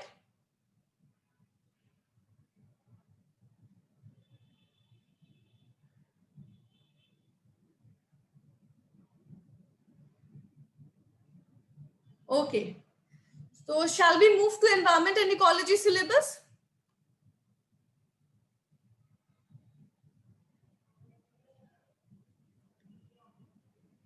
Okay, तो चलिए अब हम स्टार्ट करते हैं एनवायरमेंट एंड इकोलॉजी। तो हमने बात कर ली, हमने पूरा इन डिटेल पढ़ लिया कि ज्योग्राफी में क्या है, उसको बिल्कुल हमने उसको ब्रेक डाउन कर लिया, उसको अलग अलग सब टॉपिक्स में उसको डिवाइड कर दिया कि ये चीजें हमें पढ़नी है ज्योग्राफी में, कितना इंपॉर्टेंट है, कितना उसका वेटेज है प्रीलिम्स में, वो भी हमने देख लिया, ठीक है, पाई चार्ट के थ्रू। अब हम देखेंगे एनवायरमेंट एंड इकोलॉजी का syllabus.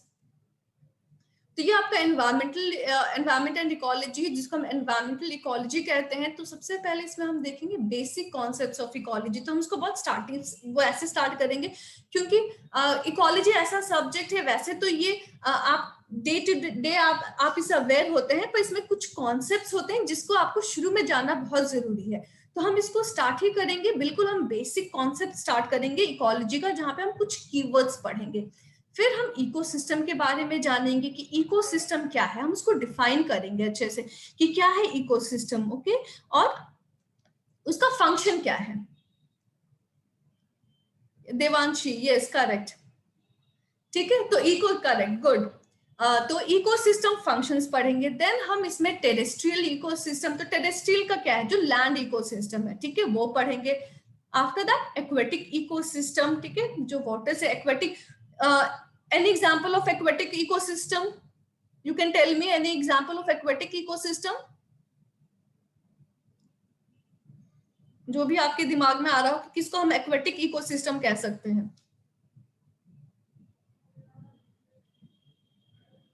Okay, anyone?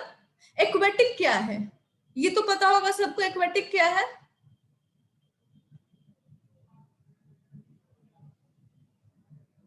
Water, okay. तो अब बताइए वाटर इकोसिस्टम क्या है। अगर मैं कहूं कि वाटर एक्वेटिक इकोसिस्टम के कुछ एग्जांपल्स दीजिए, एक दो और एग्जांपल्स वाटर तुरंत आपके दिमाग में आना चाहिए, वाटर या एक्वेटिक नाम सुनते हैं।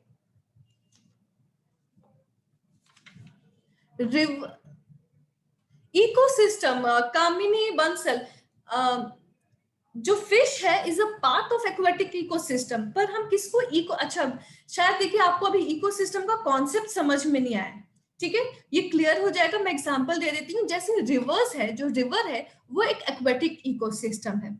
Ocean, yes, ocean, lake, ponds, very good, ठीक है, ये एक्वेटिक इकोसिस्टम है, ओके। और जब हम पढ़ेंगे डिटेल में तो हम इकोसिस्टम समझ में आए। और जो फिश है is a component of aquatic ecosystem. Then हम एनवायरमेंटल पोल्यूशंस पढ़ेंगे, कितने टाइप्स के होते हैं, क्यों होते हैं, हमें क्या करना चाहिए। And then wetlands, okay. Then renewable energy, ठीक है, रिन्यूएबल एनर्जी क्या क्या, क्यों हम हमारा फोकस अब रिन्यूएबल एनर्जी की तरफ जाना चाहिए, इंडिया में कौन कौन से ऐसे सोर्सेस हैं जिसको हम यूज कर सकते हैं energy as a renewable sources of energy, हमारी गवर्नमेंट की कुछ कुछ पॉलिसीज भी पढ़ेंगे, ठीक है। Okay, then ecosystem and its dynamic, जैसे मैंने बताया कि इकोसिस्टम वर्ड समझना बहुत जरूरी है, तो इसमें हम डिटेल में पढ़ेंगे कि इकोसिस्टम को डिफाइन करेंगे, क्या होता है इकोसिस्टम, इकोसिस्टम की प्रॉपर्टीज क्या होती हैं, ठीक है, उसके कंपोनेंट्स कितने हैं, जैसे एबायोटिक एंड बायोटिक कंपोनेंट। तो किसी ने फिश कहा था, कामिनी ने शायद फिश कहा था। तो देखिए, जो अगर मैं एक्वेटिक इकोसिस्टम की बात करूं, तो जो बायोटिक फैक्टर्स होते हैं, तो फिश जो है वो एक बायोटिक कंपोनेंट है, ठीक है, वाटर है, सनलाइट है, ये सब एबायोटिक फैक्टर्स हैं, यानी कि बायोटिक मतलब लिविंग फैक्टर्स एंड एबायोटिक मतलब नॉन लिविंग फैक्टर्स। तो फिश जो है वो लिविंग है, तो वो बायोटिक कंपोनेंट हो जाएगा, ठीक है। देन इकोसिस्टम डायनेमिक्स पढ़ेंगे कि क्या क्या इकोसिस्टम कैसे फंक्शन करता है, और टाइप्स ऑफ इकोसिस्टम जो हमने बात की पहले लास्ट टू लास्ट स्लाइड में हम बात की हमने इकोसिस्टम टेरेस्ट्रियल एक्वेटिक, यहाँ पे हम उसको बहुत डिटेल में एनालिसिस करेंगे कि टेरेस्ट्रियल इकोसिस्टम में कितने टाइप्स ऑफ टेरेस्ट्रियल इकोसिस्टम है, ग्रासलैंड्स है, फॉरेस्ट है, इन सब के बाद में पढ़ेंगे। एक्वेटिक इकोसिस्टम जैसे कहा पॉन्ड इकोसिस्टम है, वेटलैंड है, रिवर्स है, तो उसको हम डिवाइड करेंगे, ठीक है। देन चेंजेस इन इकोसिस्टम, अब इकोसिस्टम में क्या चेंजेस आ रहे हैं, हम एनवायरमेंट एंड इकोलॉजी की बात कर रहे हैं, तो हम क्यों एनवायरमेंट एंड इकोलॉजी पढ़ रहे हैं, क्योंकि एनवायरमेंट एंड इकोलॉजी चेंज हो रहा है, और ये चेंज हो रहा है तो ऑब्वियसली ये हमारे लिए हार्मफुल है। हम हमेशा ग्लोबल वार्मिंग की बात करते हैं कि ग्लोबल वार्मिंग हो रही है, साइक्लोन्स आ रहे हैं, सुनामीज आ रहे हैं, अर्थक्वेक बहुत बढ़ गए हैं, तो ये सब क्यों हो रहा है, क्योंकि हमारे इकोसिस्टम में चेंजेस आ रहे हैं, ओके। इसलिए हम चेंजेस इन इकोसिस्टम पढ़ेंगे एंड इकोसिस्टम को कंजर्व कैसे किया जाए ये पढ़ेंगे। उसके बाद लास्ट टॉपिक आप देखिए बहुत इंपॉर्टेंट है, इकोलॉजी वर्सेस इकोनॉमी। तो ये मेन्स पॉइंट ऑफ व्यू से बहुत इंपॉर्टेंट, हमने इधर वर्सेस क्यों लिखा है, देखिए हम कहते हैं इकोलॉजी बहुत इंपॉर्टेंट है for the survival of man, animals, हर चीज के लिए इकोलॉजी, एंड इकोनॉमी भी बहुत इंपॉर्टेंट है क्योंकि इकोनॉमी लोगों को एम्प्लॉयमेंट देता है, दोनों के बीच में एक बैलेंस होना बहुत जरूरी है। तो कई लोग कहते हैं कि अगर हम डेवलपमेंट करते हैं तो जो डेवलपमेंट होना वो सस्टेनेबल डेवलपमेंट होना चाहिए, आपने सस्टेनेबल डेवलपमेंट का नाम सुना होगा, राइट, कि तो सस्टेनेबल डेवलपमेंट क्या है कि डेवलपमेंट हो but not at the cost of ecosystem या एनवायरनमेंट, उसके कॉस्ट पे ना डेवलपमेंट हो, इसीलिए हमें दोनों के बीच में तालमेल, इकोलॉजी एंड इकोनॉमी के बीच में बहुत अच्छा तालमेल बना के चलना है। You are getting my point ना?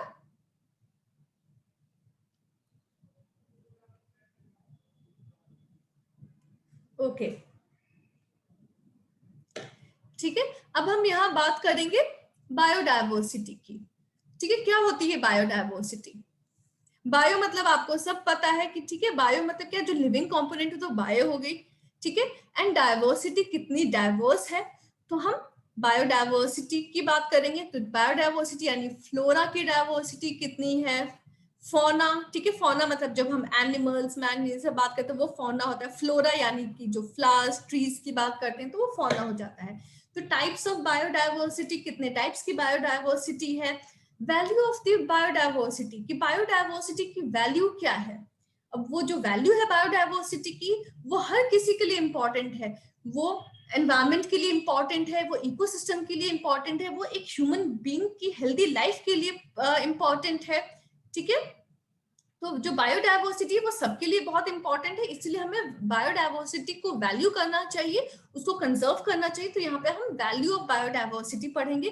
देन थ्रेट्स टू बायोडायवर्सिटी, कि हमारी बायोडायवर्सिटी को अभी कुछ कुछ थ्रेट्स का सामना करना पड़ रहा है। कोई मुझे कुछ एग्जांपल दे सकता है कि what are the threats, some of the threats of biodiversity, which कोई मुझे बता सकता है, threats to biodiversity, some example,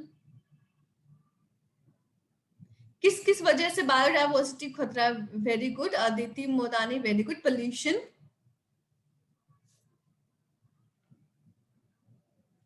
anyone? Natural calamity, good. Deforestation, global warming, very good, very good.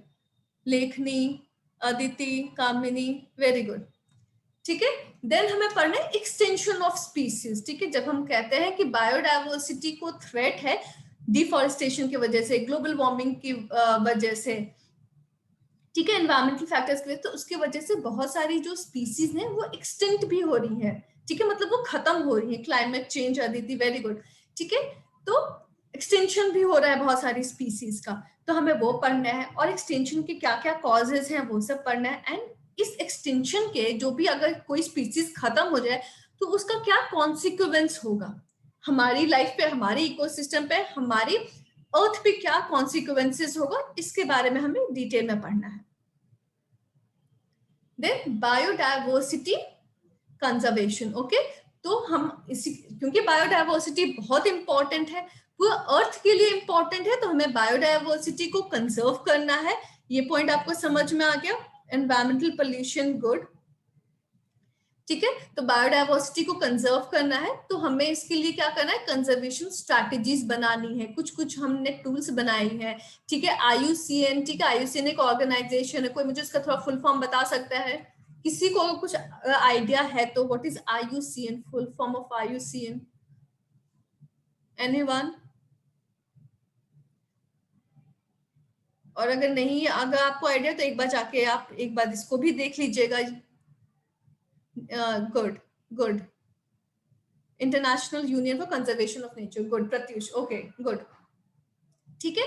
तो IUCN अपनी रेड लिस्ट निकालता है जिसमें बताता है कि कौन सी जो स्पीसीज है वो थ्रेटन स्पीसीज है, वल्नरेबल है या एक्सटेंट हो चुकी है, तो हमें वो सभी पढ़ना है। देन इकोलॉजिकल सेंसिटिव एरियाज, कुछ एरियाज होते हैं जो इकोलॉजिकल सेंसिटिव एरियाज होते हैं, जैसे अगर मैं बात करूं हिमालयन रीजन्स, तो वो इकोलॉजिकल सेंसिटिव एरियाज है, ठीक है। या मैं वेस्टर्न घाट्स की बात करूं तो वो भी इकोलॉजिकली सेंसिटिव एरियाज है। तो हिमालयाज पे हम कहते हैं कभी भी हाई राइज बिल्डिंग्स, अगर आपने मूवी देखी होगी, किसी ने मूवी देखी है केदारनाथ? केदारनाथ किसी ने देखी है? गुड, मूवी सबने देखी है, गुड, ओके, ठीक है। तो उसमें यही दिखाया कि कैसे हमें, अगर कोई ऐसा जगह है जैसे हिमालयन कोई रीजन है, तो वहां पर हमें कंस्ट्रक्शन एक्टिविटीज किस तरीके से करनी चाहिए, क्यों? क्योंकि वो इकोलॉजिकली वो सेंसिटिव एरियाज हैं, ओके। देन बायोडायवर्सिटी की कंजर्वेशन के लिए हम कुछ इन सिटू मेथड्स कहते हैं। इन सिटू मेथड्स यानी कि जहां पे जो डायवर्सिटी है, जहां पे वो रिसोर्स है, उसी लोकेशन पे उनका कंजर्वेशन होता है। और एक एक्स सिटू होता है, जैसे कि बोटानिकल गार्डन्स हो गए, वो उस प्लेस से किसी और जगह पे उनका कंजर्वेशन होता है। तो इस तरह से हम in situ methods and ex situ method से बायोडायवर्सिटी को कंजर्व करते हैं। देन हमें कुछ पोल्यूशन एंड कुछ डिग्रेडेशन के बारे में बात करनी है इसमें, क्योंकि ये बहुत इंपॉर्टेंट है। आप सबने दिल्ली पोल्यूशन के बारे में सुना होगा, हमेशा न्यूज में आता है। जब भी विंटर स्टार्ट होते हैं तो हम दिल्ली पोल्यूशन के बारे में बात करते हैं। जो सबसे इंपॉर्टेंट फैक्टर माना जाता है, ओके, जो सबसे इंपॉर्टेंट फैक्टर माना जाता है दिल्ली पोल्यूशन के बारे में, ठीक है, अपार्ट फ्रॉम वो जो okay PM 2.5, okay, stubble burning, very good Asha Kumawat, ठीक है। और किस रीजन में ज्यादा ये स्टबल बर्निंग होती है Asha? Punjab, okay, Haryana, very good, ठीक है। तो दिल्ली के जो आसपास के जो दिल्ली, ओके, आसपास के जो रीजन है वहां पे स्टबल बर्निंग की जो फार्मर्स होते हैं, ठीक है, उसको पलारी कहते हैं आई थिंक हिंदी में, ठीक है, उसको जलाते हैं। तो उसकी वजह से दिल्ली का जो एटमॉस्फेयर होता है वो बहुत खराब हो जाता है। तो हमें इसलिए पोल्यूशन को पढ़ना है। हमें इसमें सबसे पहले हम लैंड डिग्रेडेशन की बात करेंगे कि कॉजेस क्या है लैंड डिग्रेडेशन की, उसका इम्पैक्ट क्या है लैंड डिग्रेडेशन का, ठीक है। देन डेजर्टिफिकेशन, डेजर्टिफिकेशन क्या है और क्यों डेजर्टिफिकेशन आजकल बहुत बढ़ रहा है, उसके बारे में पढ़ेंगे। सस्टेनेबल लैंड मैनेजमेंट, हमें लैंड को मैनेज करना है इन अ सस्टेनेबल वे, तो सस्टेनेबल लैंड मैनेजमेंट प्रैक्टिसेस क्या क्या होती हैं। देन सॉइल इरोजन, की सॉइल इरोजन क्या है, कौन कौन से फैक्टर्स हैं सॉइल इरोजन के, एंड इसको किस तरीके से हम मिनिमाइज कर सकते हैं। Problems due to excessive irrigation, ठीक है, ये बहुत इंपॉर्टेंट है कि क्या क्या। अच्छा ये बताइए, आपने हमेशा सुना होगा कि इंडिया में हम बात जब भी करते हैं तो हम कहते हैं इंडिया के कुछ रीजन्स में एक्सेसिव इरिगेशन की वजह से, ध्यान दे, एक्सेसिव इरिगेशन की वजह से सैलिनिटी बढ़ जाती है, ठीक है, कुछ रीजन्स की वजह से। वो कौन कौन से एरियाज है जहां पे ये प्रीडोमिनेंट है? अगर मैं आपको एक क्लू दूं तो वो एरिया जो है वो ग्रीन रेवोल्यूशन का एरिया, जहाँ पे ग्रीन रेवोल्यूशन हुआ था, वहां पे ये प्रॉब्लम्स बहुत ज्यादा फेस करने को मिलती है कि वहां पे एक्सेसिव इरिगेशन होता है। Punjab, very good. Asha, Nidhi, Arjun, very good, ठीक है।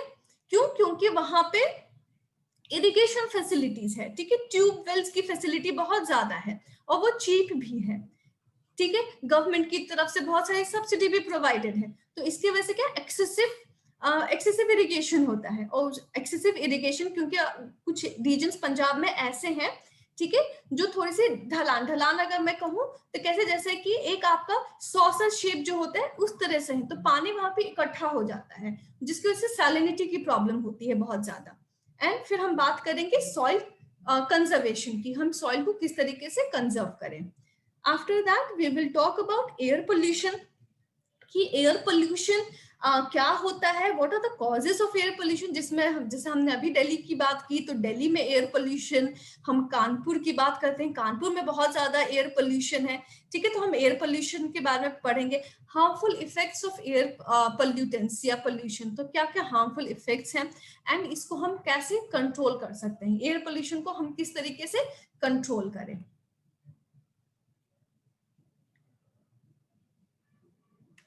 After that we'll study marine pollution की what are the effects of marine pollution। आप सबको पता है कि लोग जो अपना प्लास्टिक्स है या कूड़ा कचरा है वो नदियों में डाल देते हैं, सी बीच पे अगर घूमने गए हैं तो वहां पे लोग अपना कूड़ा कचरा डाल देते हैं, तो जिसकी वजह से मरीन पोल्यूशन बहुत बढ़ रहा है। या बहुत सारी जो इंडस्ट्रीज होती हैं वो अपना जो वेस्ट वाटर जो होता है वो सी में बहा देती है, तो जिसकी वजह से बहुत प्रॉब्लम हो रहा है। आपने गंगा क्लीनिंग जो प्रोग्राम है उसके बारे में सुना होगा, तो वो रिवर्स है, सेम बोल रहे थे मरीन पोल्यूशन, मरीन में भी बहुत पोल्यूशन होता है, ऑयल स्पिल हो जाता है, ठीक है। जैसे बड़े बड़े टैंकर्स में, जैसे गंगा रिवर में ज्यादा है, गुड, यस, ठीक है। तो जब हम यहाँ पे हम मरीन के भी बाद में पढ़ेंगे, रिवर्स में ऑब्वियसली बहुत पोल्यूशन है, इंडियन रिवर्स में मरीन पोल्यूशन भी बहुत ज्यादा, ऑयल स्पिल्स हो जाते हैं जिसकी वजह से मरीन जो बहुत सारे जो हमारे ऑर्गेनिजम्स है जैसे फिश है, बहुत सारी उनकी डेथ हो जाती है। तो what are the effects of marine pollution, और फिर उसके लिए मेजर्स क्या क्या है, उसको कैसे कंट्रोल किया जा सकता है। देन सिमिलरली हम माइनिंग एंड पोल्यूशन, जब हम माइनिंग करते हैं तो भी हम आसपास के एरियाज को बहुत पोल्यूट करते हैं, तो उसका क्या क्या इफेक्ट है माइनिंग जो पोल्यूशन उसका एनवायरमेंट पे। एंड इसके साथ ही हम पढ़ेंगे कि सस्टेनेबल माइनिंग क्या है, मतलब ऐसी हम किस तरीके से अपनी माइनिंग प्रैक्टिस करें जो सस्टेनेबल हो, जो एनवायरमेंट को इतनी हार्म ना करे। माइनिंग ऑब्वियसली बहुत इंपॉर्टेंट है क्योंकि माइनिंग करते हैं तो हमें बहुत सारे रिसोर्सेज मिलते हैं, मिनरल्स मिलते हैं, जो बहुत इंपॉर्टेंट है किसी भी इकोनॉमी के लिए। तो माइनिंग तो हम छोड़ नहीं सकते, वो हमें करना है, बट उसको सस्टेनेबल तरीके से कैसे किया जाए ये हमें पढ़ना है in the concept of sustainable mining, ठीक है। Then acts to regulate the adverse effects of mining activities, बहुत सारे, अभी हाल ही में एक एक्ट आया था, अगर किसी को कुछ याद है कोई मुझे बता सकता है, तो बहुत सारे एक्ट्स गवर्नमेंट ने पास किया है कि माइनिंग एक्टिविटीज को कंट्रोल किया, कैसे उसके एडवर्स इफेक्ट्स को कंट्रोल किया जाए, या जो जिस एरिया में माइनिंग है उस एरिया के डेवलपमेंट के लिए भी हमें क्या करना चाहिए।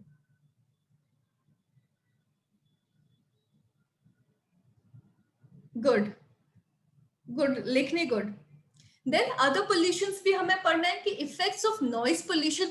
तो खाली जो पोल्यूशन की हम बात करते हैं तो पोल्यूशन खाली एयर पोल्यूशन, वाटर पोल्यूशन ही नहीं होता, नॉइज पोल्यूशन भी पोल्यूशन होता है, ठीक है। कुछ लिमिट से ऊपर अगर साउंड है उसको हम डेसिबल में करें तो वो भी एक पोल्यूशन है, ठीक है। वो उसका हार्मफुल इफेक्ट होता है ह्यूमन हेल्थ पे।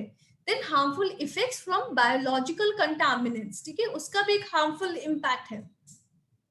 Then harmful effects of radioactive pollution, तो जो हम जब न्यूक्लियर पावर की बात करते हैं, ठीक है, न्यूक्लियर रिएक्टर्स की बात करते हैं, तो वो रेडियो एक्टिव बहुत सारी, या तो रेडियो एक्टिव और भी सब्सटेंसेस हैं उनका वो भी पोल्यूशन करते हैं। न्यूक्लियर एक्सीडेंट्स हो जाते हैं, आपको पता ही होगा, ठीक है, न्यूक्लियर एक्सीडेंट्स हो जाते हैं तो वो भी किस तरीके से पोल्यूट करते हैं, तो हमें उनके लिए क्या क्या प्रिकॉशंस लेने हैं।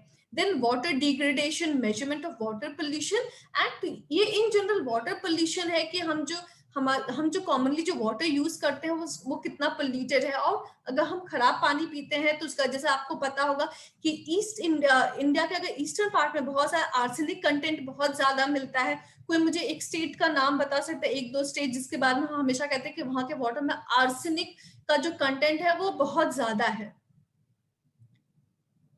Can anyone tell me the name of that state? Bihar, very good, Bihar, Bengal, very good, ठीक है। तो वहां पे आर्सेनिक कंटेंट बहुत ज्यादा है। लेखनीय, आशा, गुड, ठीक है। सिमिलरली हम बात करेंगे वेस्ट मैनेजमेंट की, पूरा जो वेस्ट है उसको हमें कैसे मैनेज करना है। तो वेस्ट मैनेजमेंट में हम सबसे पहले सॉलिड वेस्ट मैनेजमेंट पढ़ेंगे, देन ई वेस्ट मैनेजमेंट पढ़ेंगे। ई वेस्ट मैनेजमेंट क्या होता है? ई वेस्ट मैनेजमेंट, ई से क्या होता है? E stands for electronic waste, ठीक है। तो बहुत सारे, जैसे कि आपके मान ली कोई लैपटॉप पुराना हो गया, मोबाइल फोन पुराना हो गया, बहुत सारी ऐसी चीजें होती हैं इलेक्ट्रॉनिक, तो ठीक है, वो भी ई वेस्ट में आता है। तो ई वेस्ट, बायोमेडिकल वेस्ट, ठीक है, बायोमेडिकल वेस्ट, तो जो ऐसी चीजें जो मेडिकल में यूज होती है। अब मान लीजिए ये कोरोना के टाइम पे ही देख लीजिए, हम बहुत सारे जो मास्क पहनते हैं या मेडिकल डिवाइसेस जो ये होते हैं, पीपी गुड, ठीक है, तो ये सब किस में आते हैं? बायोमेडिकल वेस्ट है। उसको हमें ऐसे ही नहीं थ्रो करना है, क्योंकि इसमें बहुत ये कंटामिनेटेड होते हैं, तो हमें इसके लिए भी एक पूरा मैनेजमेंट हमें करना पड़ेगा कि कैसे इसको हम ट्रीट करें। देन सिमिलरली हजार्डस वेस्ट, बहुत सारे ऐसे केमिकल्स होते हैं जो इंडस्ट्रीज में यूज होते हैं, मेडिकल फॉर्म्स में यूज होते हैं, तो उसको हमें कैसे ट्रीट करना है, उसका हमें मैनेजमेंट। तो वेस्ट को हमें ऐसे ही नहीं फेंकना है, वेस्ट को हमें मैनेज कैसे करना है, ये जो है, this is an important challenge for the developing nations like India. Okay,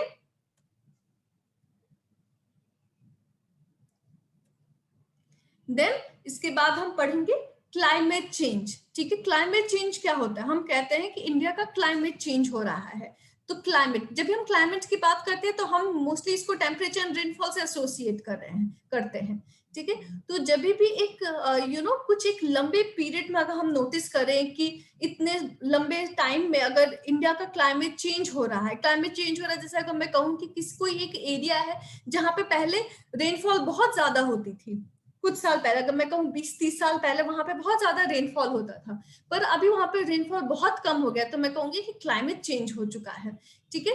तो इसको हम कहते हैं क्लाइमेट चेंज। तो हम क्लाइमेट चेंज पढ़ेंगे, ग्लोबल वार्मिंग पढ़ेंगे कि ग्लोबल वार्मिंग क्या है, ग्लोबल वार्मिंग के रीजंस क्या है, और ये किस तरीके से हमें अफेक्ट करता है global warming. Then ozone depletion, तो ओजोन डिप्लीशन के बारे में आप सबने सुना होगा कभी। अच्छा, कोई मुझे बता सकता है कि नेचुरली जो ओजोन है वो किस लेयर में, एटमॉस्फेयर के किस लेयर में ओजोन पाया जाता है? नेचुरल ओजोन किस लेयर में पाया जाता है एटमॉस्फेयर के? Stratosphere, very good Asha Kumawat, लेखनी, वेरी गुड, स्ट्रेटोस्फीयर, ठीक है। तो ओजोन, और वहां पे जब ओजोन की जो मात्रा है, देवांशी, गुड, ठीक है, ओजोन की जो मात्रा है वो कम होती है तो हम कहते हैं ओजोन डिप्लीट हो रहा है। निधि, स्ट्रेटोस्फीयर, गुड। एसिडिफिकेशन, ठीक है, यानी कि जो एसिड, जैसे हम बात करते हैं, हम पीएच लेवल पे डिवाइड करते हैं, ठीक है। तो अगर कोई जैसे 7 जो है वो न्यूट्रल माना जाता है, अगर आपने पीएच लेवल स्कूल में भी पढ़ा होगा या प्रैक्टिकल्स में भी किया होगा, ठीक है। तो अगर किसी चीज का एसिड रेन, गुड, हाँ, ठीक है, एसिडिफिकेशन, या हम ओशन एसिडिफिकेशन की भी बात करते हैं कि उसका पीएच लेवल कम होता जा रहा है, ठीक है। तो उसके पीछे क्या क्या रीजंस है, और अगर एसिडिफिकेशन होता है तो वो उसका हार्मफुल इफेक्ट्स क्या क्या है। Then impact of climate change and its mitigation, तो क्लाइमेट चेंज का इम्पैक्ट क्या है और हम क्लाइमेट चेंज को किस तरीके से मिनिमाइज कर सकते हैं, ये हमें पढ़ना है। देन क्लाइमेट चेंज मैनेजमेंट पढ़ना है कि क्लाइमेट चेंज के लिए हमने बहुत सारे, कई देशों ने सबने मिलकर बैठे बहुत सारे कन्वेंशंस बनाई है, हमने इंटरनेशनल ऑर्गेनाइजेशंस बनाए हैं। तो क्या क्या कन्वेंशंस है, जैसे क्योटो प्रोटोकॉल है, मॉन्ट्रियल है, तो बहुत सारे कन्वेंशंस है, अभी पेरिस एग्रीमेंट भी है, ठीक है। इंडिया ने क्या क्या स्टेप्स उठाए हैं, इंटरनेशनल ऑर्गेनाइजेशंस क्या क्या है, कौन कौन से हैं, उन्होंने क्या स्टेप्स लिए हैं, ये सब हमें डिटेल में पढ़ना है। आफ्टर दैट एग्रीकल्चर, तो जो एग्रीकल्चर ऐसा पोर्शन है जो आपके ज्योग्राफी में भी आएगा और एनवायरमेंट में भी आएगा, ठीक है। तो हम उस तरीके से एग्रीकल्चर को पढ़ेंगे। तो एग्रीकल्चर बहुत इंपॉर्टेंट है ज्योग्राफी एंड एनवायरमेंट दोनों के लिए। तो एग्रीकल्चर में हमें वही पढ़ना है, क्रॉप, कितने टाइप्स ऑफ क्रॉप्स इंडिया में उगाए जाते हैं, क्रॉप्स का क्लासिफिकेशन क्या क्या है, जैसे फूड क्रॉप्स है, कैश क्रॉप्स हैं। कैश क्रॉप कौन कौन से हैं? An example of cash crops? Cash crops के कुछ examples, sugar cane, okay, cotton, sugar cane, tobacco, good, ठीक है। तो हाँ, तो क्लासिफिकेशंस हम देखेंगे कि जो फूड क्रॉप है, कैश क्रॉप है, कौन, क्रॉपिंग हम देखेंगे, वही क्रॉपिंग पैटर्न, किस तरीके से क्रॉपिंग पैटर्न है। फार्मिंग सिस्टम देखेंगे कि मिक्स्ड फार्मिंग है, ठीक है, किस तरीके से फार्मिंग सिस्टम इंडिया में प्रैक्टिस की जाती है। And then very important, sustainable agriculture. Sustainable agriculture क्या होता है? हम कहते हैं कि जैसे मान लीजिए इंडिया में, अगर हम बात करते हैं कि इंडिया में अभी भी जो इरिगेशन है वो इरिगेशन मानसून पे डिपेंडेंट है, और क्योंकि क्लाइमेट इतना चेंज हो रहा है, ठीक है, तो मानसून पे डिपेंड होना is not a good idea for us, ठीक है। तो इससे क्या होता है, तो फार्मर्स खाली फार्मिंग ही कर रहा है, खाली वो अनाज ही उगा रहा है, तो किसी टाइम पर अगर मान ली साइक्लोन आ गया, फ्लड आ गया, तो उसका क्या होगा, सारा अनाज खराब हो जाएगा, तो उसकी जो इनकम है वो बंद हो जाएगी। तो सस्टेनेबल एग्रीकल्चर कहता है कि आप खाली एग्रीकल्चर ही मत कीजिए, ठीक है, आप थोड़ा सा फिशिंग में भी, आप फिशिंग भी कर लीजिए, ठीक है, जैसे कुछ हॉर्टिकल्चर कर लीजिए, एनिमल हस्बेंड्री कर लीजिए, तो कुछ और तरह, कॉफी, गुड, ठीक है। तो उसको सस्टेनेबल एग्रीकल्चर कहते हैं। और सस्टेनेबल एग्रीकल्चर ये भी है कि agriculture depending upon the area, जैसे कि अगर मान लीजिए हम ये बात करते हैं कि महाराष्ट्र का रीजन है जहाँ पे पानी बहुत कम है, ठीक है, बहुत कम, वहां पे रेनफॉल नहीं होता, इरिगेशन फैसिलिटी वहां पे बहुत अच्छी नहीं है, और वहां पे हम शुगर केन उगाने लगते हैं, और शुगर केन आपको पता है कि क्या वाटर इंटेंसिव क्रॉप है, तो ऑब्वियसली वहां पे वाटर स्कैर्सिटी हो जाएगी, ठीक है। टी, वेरी गुड दिवांशी, तो वाटर स्कैर्सिटी हो जाएगी वहां पे। तो सस्टेनेबल एग्रीकल्चर ये भी है कि हमें एग्रीकल्चर किसी एरिया का उस तरीके से करना है जो वहां का जो क्लाइमेट है उसके अकॉर्डिंग हो। जहां पे पानी कम है वहां पे मिलेट्स उगाइए, ओके, जैसे पल्सेस हो गए, ठीक है, रागी हो गया, इस तरह की चीजें उगाइए। और जहां पे पानी ज्यादा है वहां पे आप राइस कल्टीवेट कीजिए, शुगर केन कल्टीवेट कीजिए, and integrated farming. Integrated farming वही कि इंटीग्रेटेड फार्मिंग, एनिमल हस्बेंड्री कीजिए, फिशिंग कीजिए, okay, fish and life stock cultivation, good. And यहाँ पे हम बात कर लें कि एनवायरमेंट एंड इकोलॉजी कितना इंपॉर्टेंट है, कितने क्वेश्चंस पूछे जाते हैं।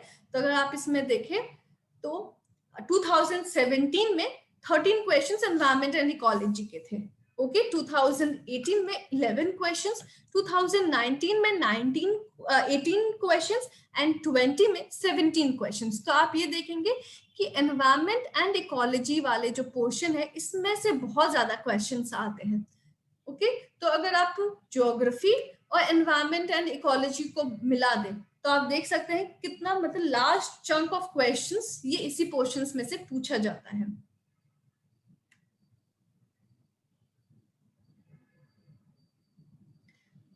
तो ये बहुत इंपॉर्टेंट है, इसको आप बिल्कुल भी स्किप मत कीजिएगा, एनवायरमेंट एंड इकोलॉजी, ओके। तो ये हो गया, हमने ये डिस्कस कर लिया कि क्या क्या टॉपिक हमें डिटेल में पढ़ना है। तो हमने खाली अभी तक सिलेबस ही देखा है कि सिलेबस में क्या क्या, हमने सिलेबस को डिवाइड कर लिया है अलग अलग पोर्शंस में, सब टॉपिक्स में, ओके। और जब भी क्लास स्टार्ट होगी तो हम इन सारी चीजों को डिटेल में पढ़ेंगे। आपको कोई भी डाउट होगा तो आप मेरे पास आ सकते हैं इस टॉपिक से रिलेटेड, ओके।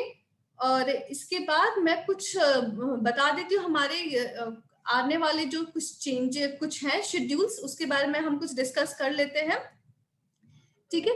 कुछ चेंजेस हैं शेड्यूल में, ओके, स्टूडेंट्स की कन्वीनियंस को ध्यान में रखते हुए हमने कुछ चेंजेस किए हैं शेड्यूल में। तो कल से आप लोगों की, यानी कि 30 अक्टूबर, ओके, 30 अक्टूबर से आप लोगों का एंशिएंट हिस्ट्री शुरू होगा, ओके, 30 अक्टूबर से। तो ये कुछ स्लाइड चेंजेस हमने किए हैं for the convenience of students. तो 30 अक्टूबर से यानी कल से आप लोग का एंशिएंट हिस्ट्री शुरू होगा, यूपीएससी एंड जीपीएससी दोनों के लिए, ओके। एंड जो जीपीएससी का टाइम रहेगा, आप चाहे तो किसी एक जगह पे नोट कर लीजिए इस चीज को, वैसे आपको मैसेज भी भेज दिया जाएगा, पर चाहे तो अभी आप नोट भी कर सकते हैं। टाइम जो होगा जीपीएससी का वो 3 to 5 PM है, ओके, एंड यूपीएससी का जो टाइम है that is 5:30 to 7:30 PM, okay. और एक बार मैं रजिस्ट्रेशन के लिए कह देती हूँ, क्योंकि बहुत सारे अभी भी ऐसे स्टूडेंट्स हैं जिन्होंने रजिस्ट्रेशन नहीं कराया है, तो आई वुड रिक्वेस्ट देम कि आप जल्दी से जल्दी रजिस्ट्रेशन करा लीजिए, क्योंकि आपको मटेरियल मिल जाएगा। आप एक बार रजिस्ट्रेशन करा लेंगे तो will provide you the material from the institute, आपको मटेरियल मिल जाएगा। तो मटेरियल से क्या करेंगे, जैसे क्लास में जो भी बुक लिस्ट, मैम जीपीएससी का टाइम है 3 to 5 PM एंड यूपीएससी का टाइम है 5:30 to 7:30 PM। ओके, निधि पूछ रही है मैम बुक लिस्ट, ठीक है। देखिए ज्योग्राफी की, अगर मैं नोट कर लीजिए अगर आप चाहें तो, ज्योग्राफी की जो बुक लिस्ट है वो सबसे पहले NCERT and NCERT starting from 6 to 12 आपको करनी है निधि। और कोई और भी चाहे तो please make a note of this कि बुक लिस्ट जो मैं ज्योग्राफी के लिए, अभी I am talking about geography, तो ज्योग्राफी के लिए एनसीईआरटी सबसे पहले, NCERT right from 6 to 12 and I would recommend, फिर स्टूडेंट्स पूछेंगे मैम ओल्ड एनसीईआरटी की new NCERT, go for new NCERT, new one. Okay, ये सबसे पहले आपको आपके पास होनी चाहिए and that's why I am emphasising on registration, क्योंकि आपको मटेरियल मिल जाएगा, ठीक है। आप क्लासेस ऐसी अटेंड करते रहेंगे तो उससे आपको obviously you will get the information, पर जब तक आप उसे घर जाके खुद से नहीं पढ़ेंगे आपको समझ में नहीं आएगा। तो आप रजिस्ट्रेशन करा के मटेरियल यहाँ से ले जाइए इंस्टीट्यूट से। तो ज्योग्राफी के लिए NCERT from 6 to 12, that is new NCERT I am recommending. And एक जीसी लियोंग की बुक आती है, जीसी लियोंग, ठीक है जी, वो ले लीजिएगा, प्लस एक मैप। ओके, मैप प्रैक्टिस हम करेंगे, एनसीईआरटी क्लास से मिल जाएगी, हाँ आप उन्हें दी क्लास से मिल जाएगी, ठीक है।